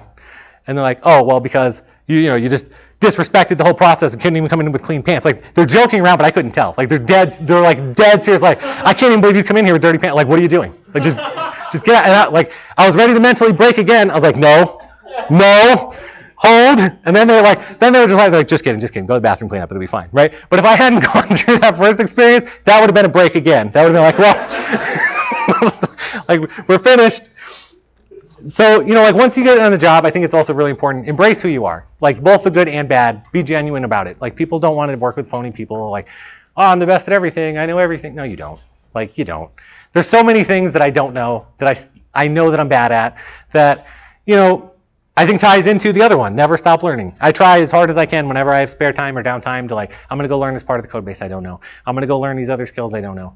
I know I'm abysmal at animation stuff. Like, whenever I work with our animators, I don't know what they're talking about. I don't know how their stuff works. Like, that's just not my area. So then I feel bad because I can't help them that much. So, maybe I should go home and learn Blender a little bit and fiddle around so I understand the basics. And so what you're about to see is probably the most graphically impressive thing I've shown you all night. I did this at home just so I could go through the experience of what does it mean to animate something? And man, I gotta tell you, I was so excited about this. I was like, oh my god, look at his ears, oh my god, I was so excited. They're like, yeah, now I get it. So it's super fun, even though it's terrible. And then the other thing that I always wish that somebody had told me, right? And it's imposter syndrome, and if you haven't heard of it, it's the concept of no matter how skilled you get and no matter how much you actually know, feeling like a fraud that you don't actually know, right? Like, somebody's going to come along and then they're going to pull off the covers and be like, haha, Billy doesn't know anything. Like, he's been fooling you this whole time. He should be fired, right? And I remember when I was a kid, and even in FIEA, I felt this all the time in FIEA, right? I was like, oh man, all the other students are better than I am. They know so much more than I do. I can't compete with this. Game over, man. They're gonna find out. I'm gonna get fired. I'm gonna fail.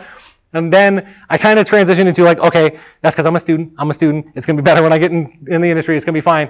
I feel this all the time. I still feel this all the time. And I just want to tell you that because some of you might feel that way. I want you to know it is a natural thing. People in the industry, I've been in the industry for 9 years, feel it all the time. And in fact, one day, it was bothering me so much, I walked right into my boss's office, and I was like, I think I'm a fraud. I had this conversation, and he's like, oh, I feel that way all the time too. I'm like, what?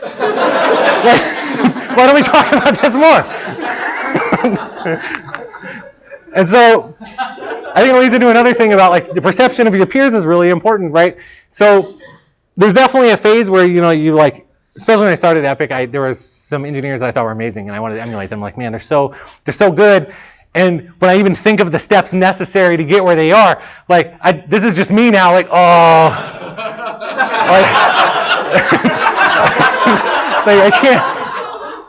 can't do it.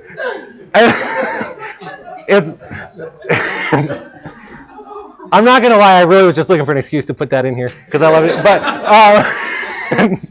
so because I think it's easy when you look at these other developers of look at all this natural talent they have. Can't compete. Game over. I've got this, and so I'm never going to be able to be at the level they are.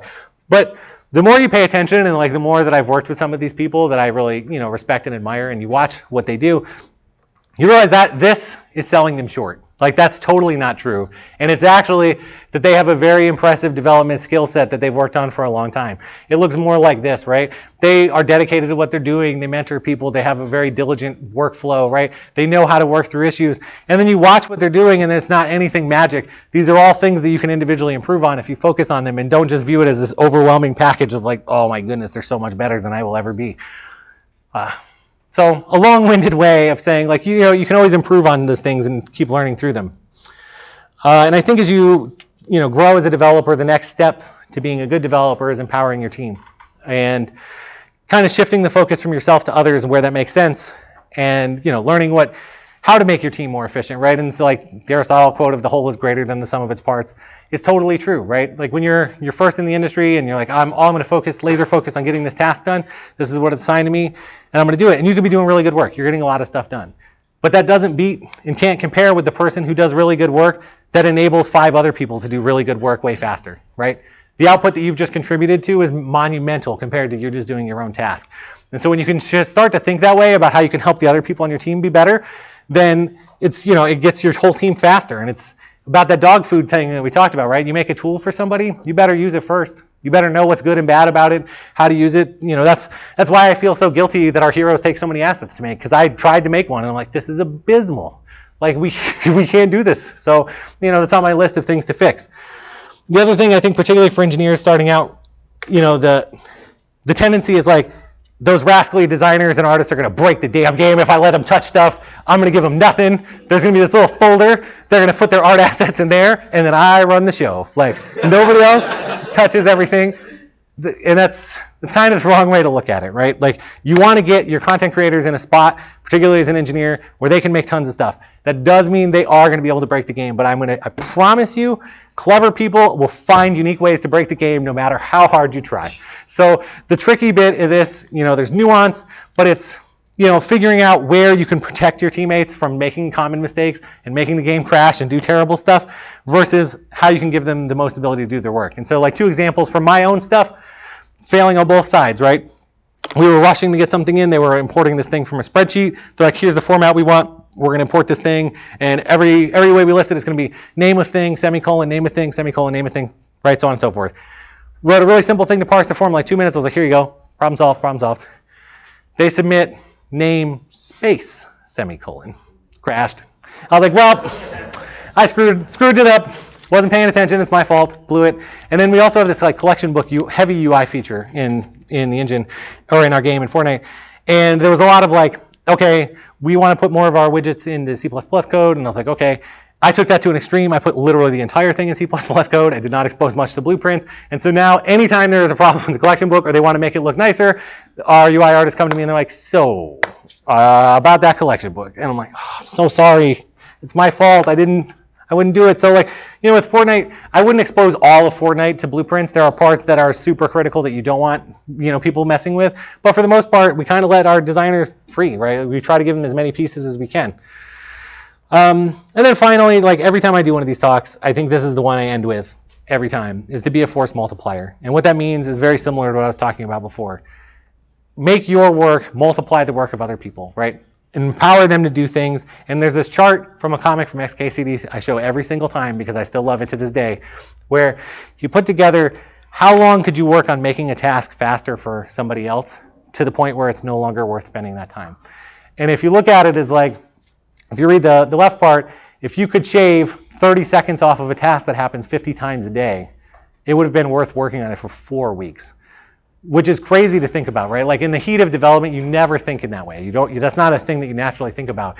And if you have a team full of level designers or artists and they're constantly putting stuff together, they're easily going to hit the 50 time a day. They're probably going to hit more than that, right? So yes, it is worth you diverting 2 hours of your time if you speed them up by like 30 seconds, right? And once you think in those terms, you get really far, really fast. And that's how, Epic can kind of accomplish some of these things and compete in the AAA space, that they have teams smaller than you might expect, right? So I think that was a whole bunch of rambling nonsense, but I think I'm done if anyone has any questions.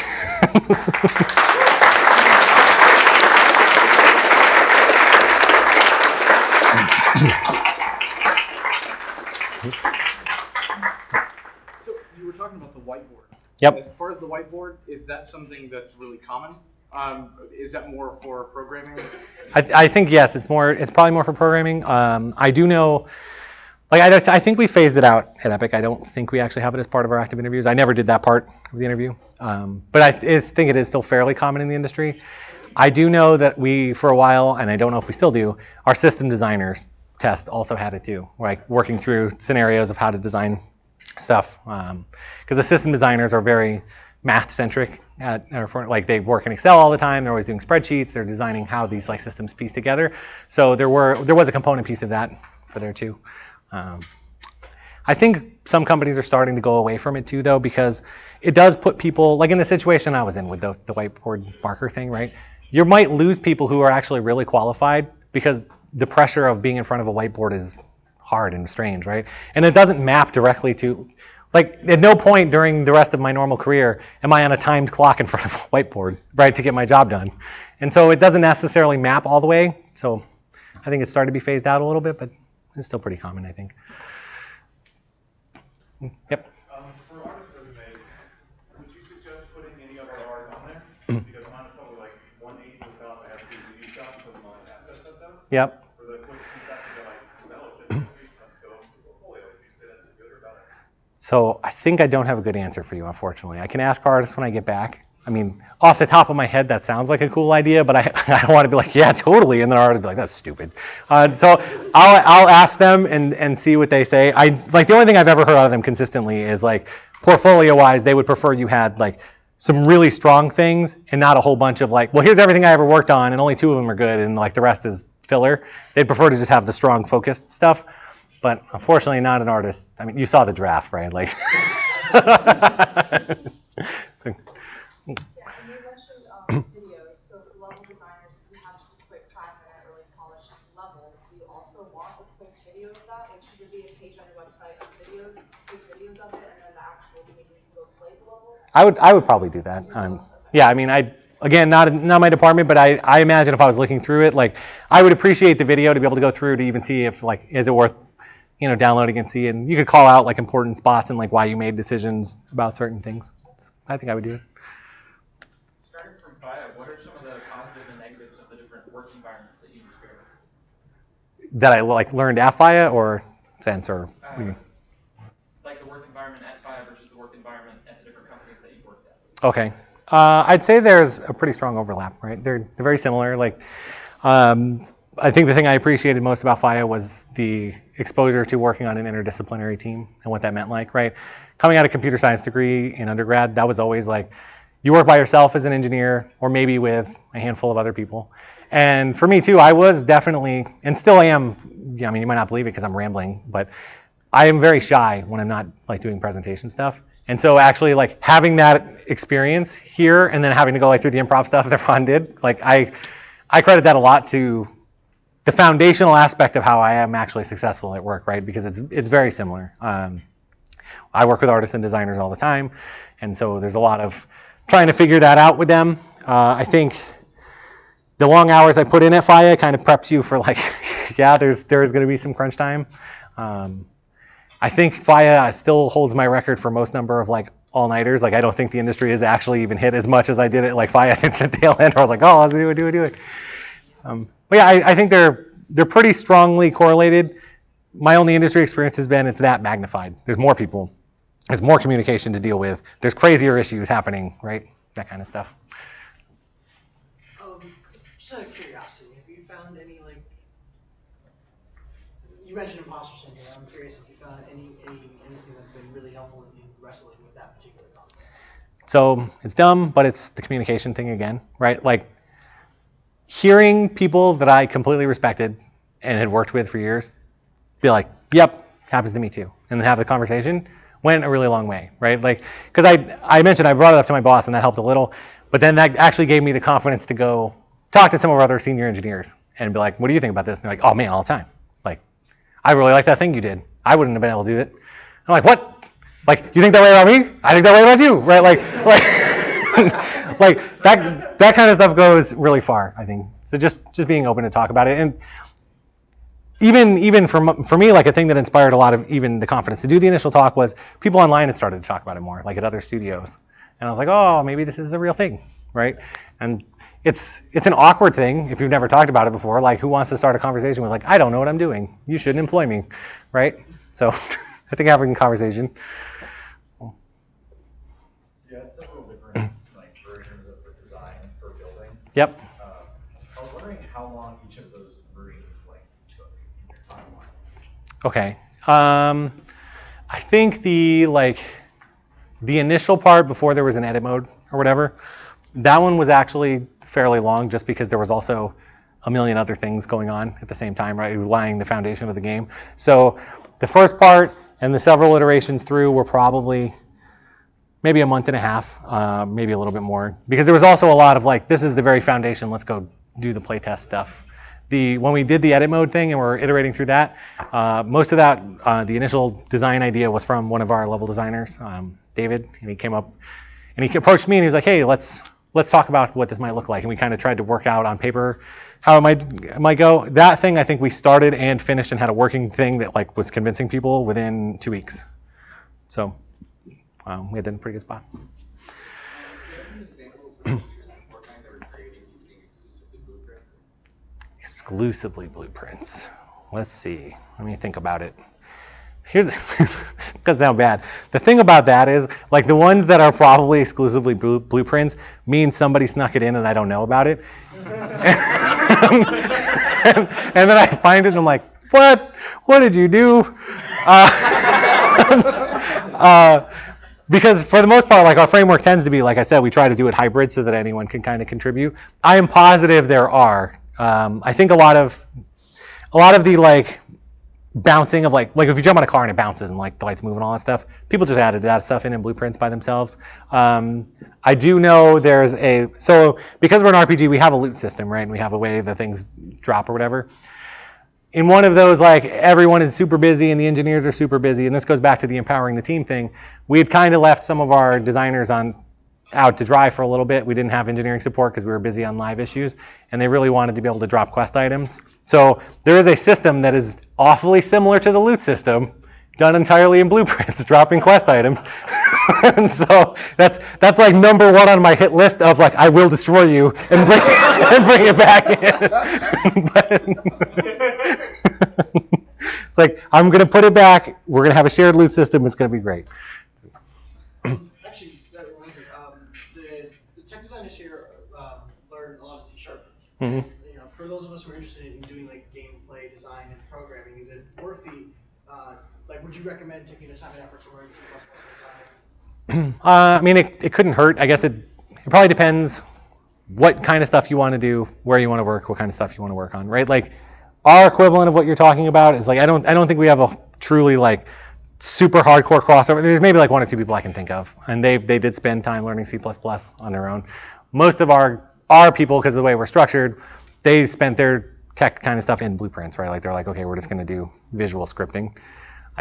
I don't know. I'm all about the learning train, so I think it doesn't hurt. And in particular, if you're good with C# and you understand the basics, like a lot of computer science concepts transfer over, right? It's not, you don't have to be super intimidated by it, like, oh, this is a whole new language.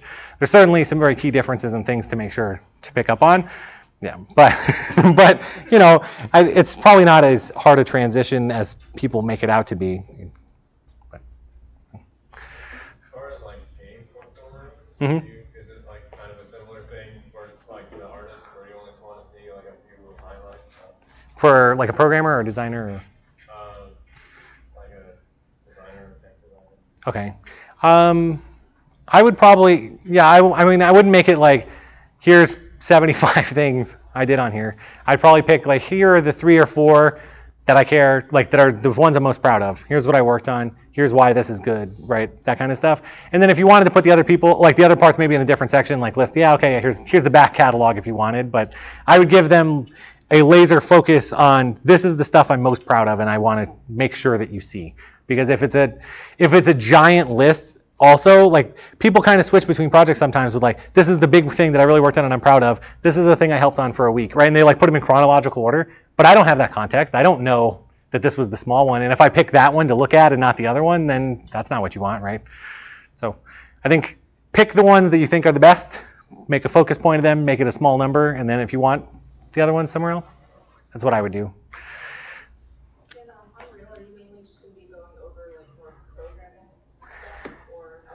So I didn't the last time I did this, I actually had like a thing about like, okay, for programming, here's some stuff you might not know. This time I'm not as well prepared, so I kind of figured I would just do, if anyone has like free form questions, I would try to answer them.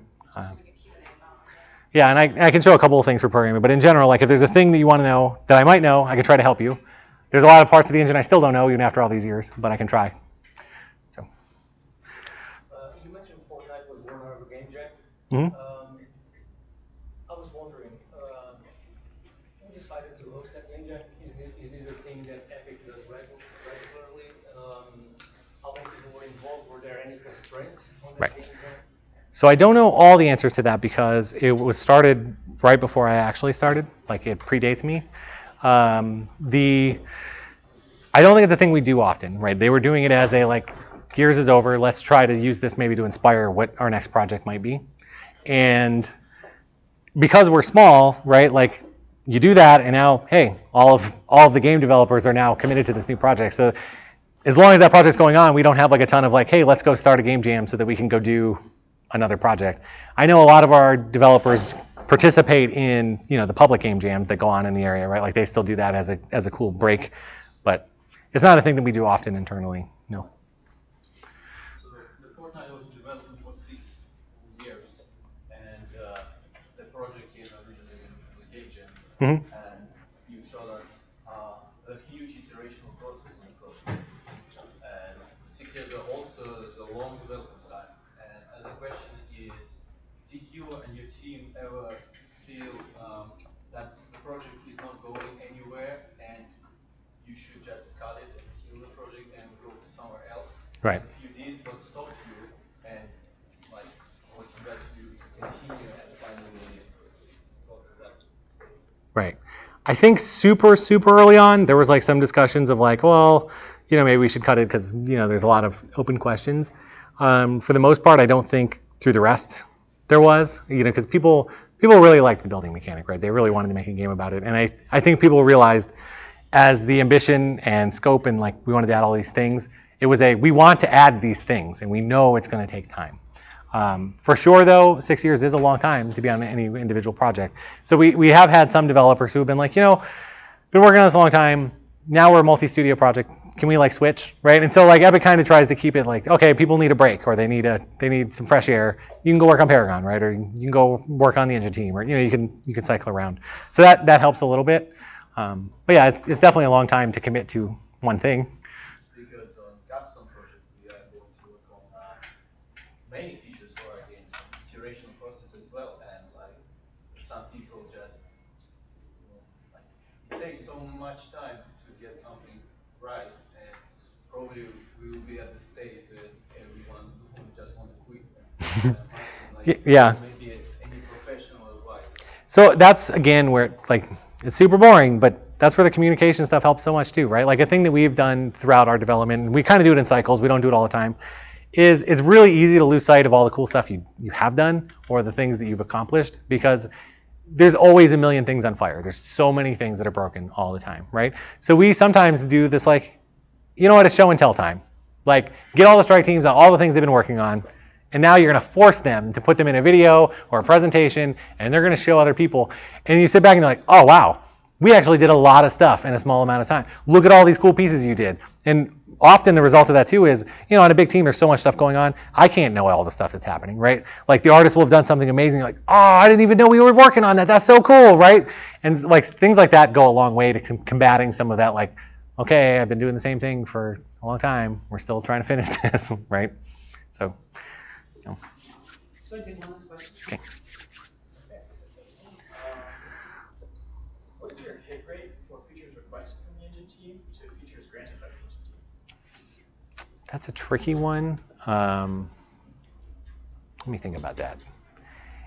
Usually, I think by the time we directly ask them for stuff, it's a very specific, hey, this is a precise use case we have. This is a thing that we could use. And because we have a use case and this is why it's worthwhile to have, and this is how it's going to help licensees, I think we're usually pretty successful, right? If it lines up with the goals of the company. A lot of times too, right? It's not like the engine is off limits from us, right? A lot of it, it's like, oh, we want this. we're pretty sure we know how to do it. Let's just do it. Like, we'll go talk to the relevant people in the engine team, like, hey, we're going to add this in this area of your expertise. Is that cool? Like, yep. All right, let's do it. And then we'll just do it ourselves. Yeah. So the ability system is actually a good example. Now, we don't support it very well because normally what we do is if we add something to the engine from the game team, we've cleared it and it's a good thing that makes sense. We're going to put it in the engine for everybody. And then it's like any other engine feature. The ability system is an example where the game team's worked on it. We know other projects would like something similar, so we want to make it available to them.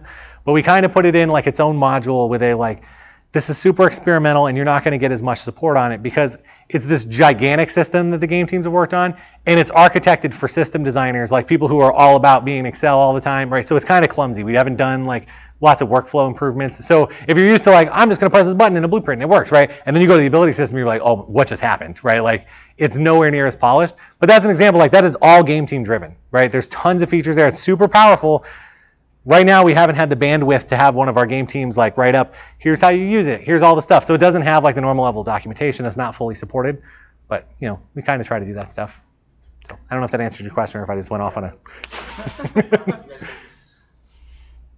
You're just as skilled at development, so you make the things that you can make, but the things that you feel like that you would need continuous support, you have to have them make because that's their job.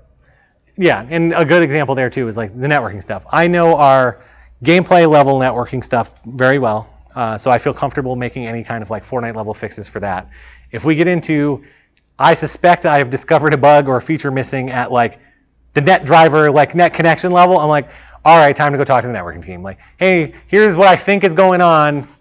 Like, this is you now, please help. Like, and then they do it, so. Well, don't forget that Willie will be addressing the neighbor Real, and we'll take 5 minutes, let him take a break, and then we'll stay in this room for the stay for that talk. Please, give a round of applause for Willie. Thank you.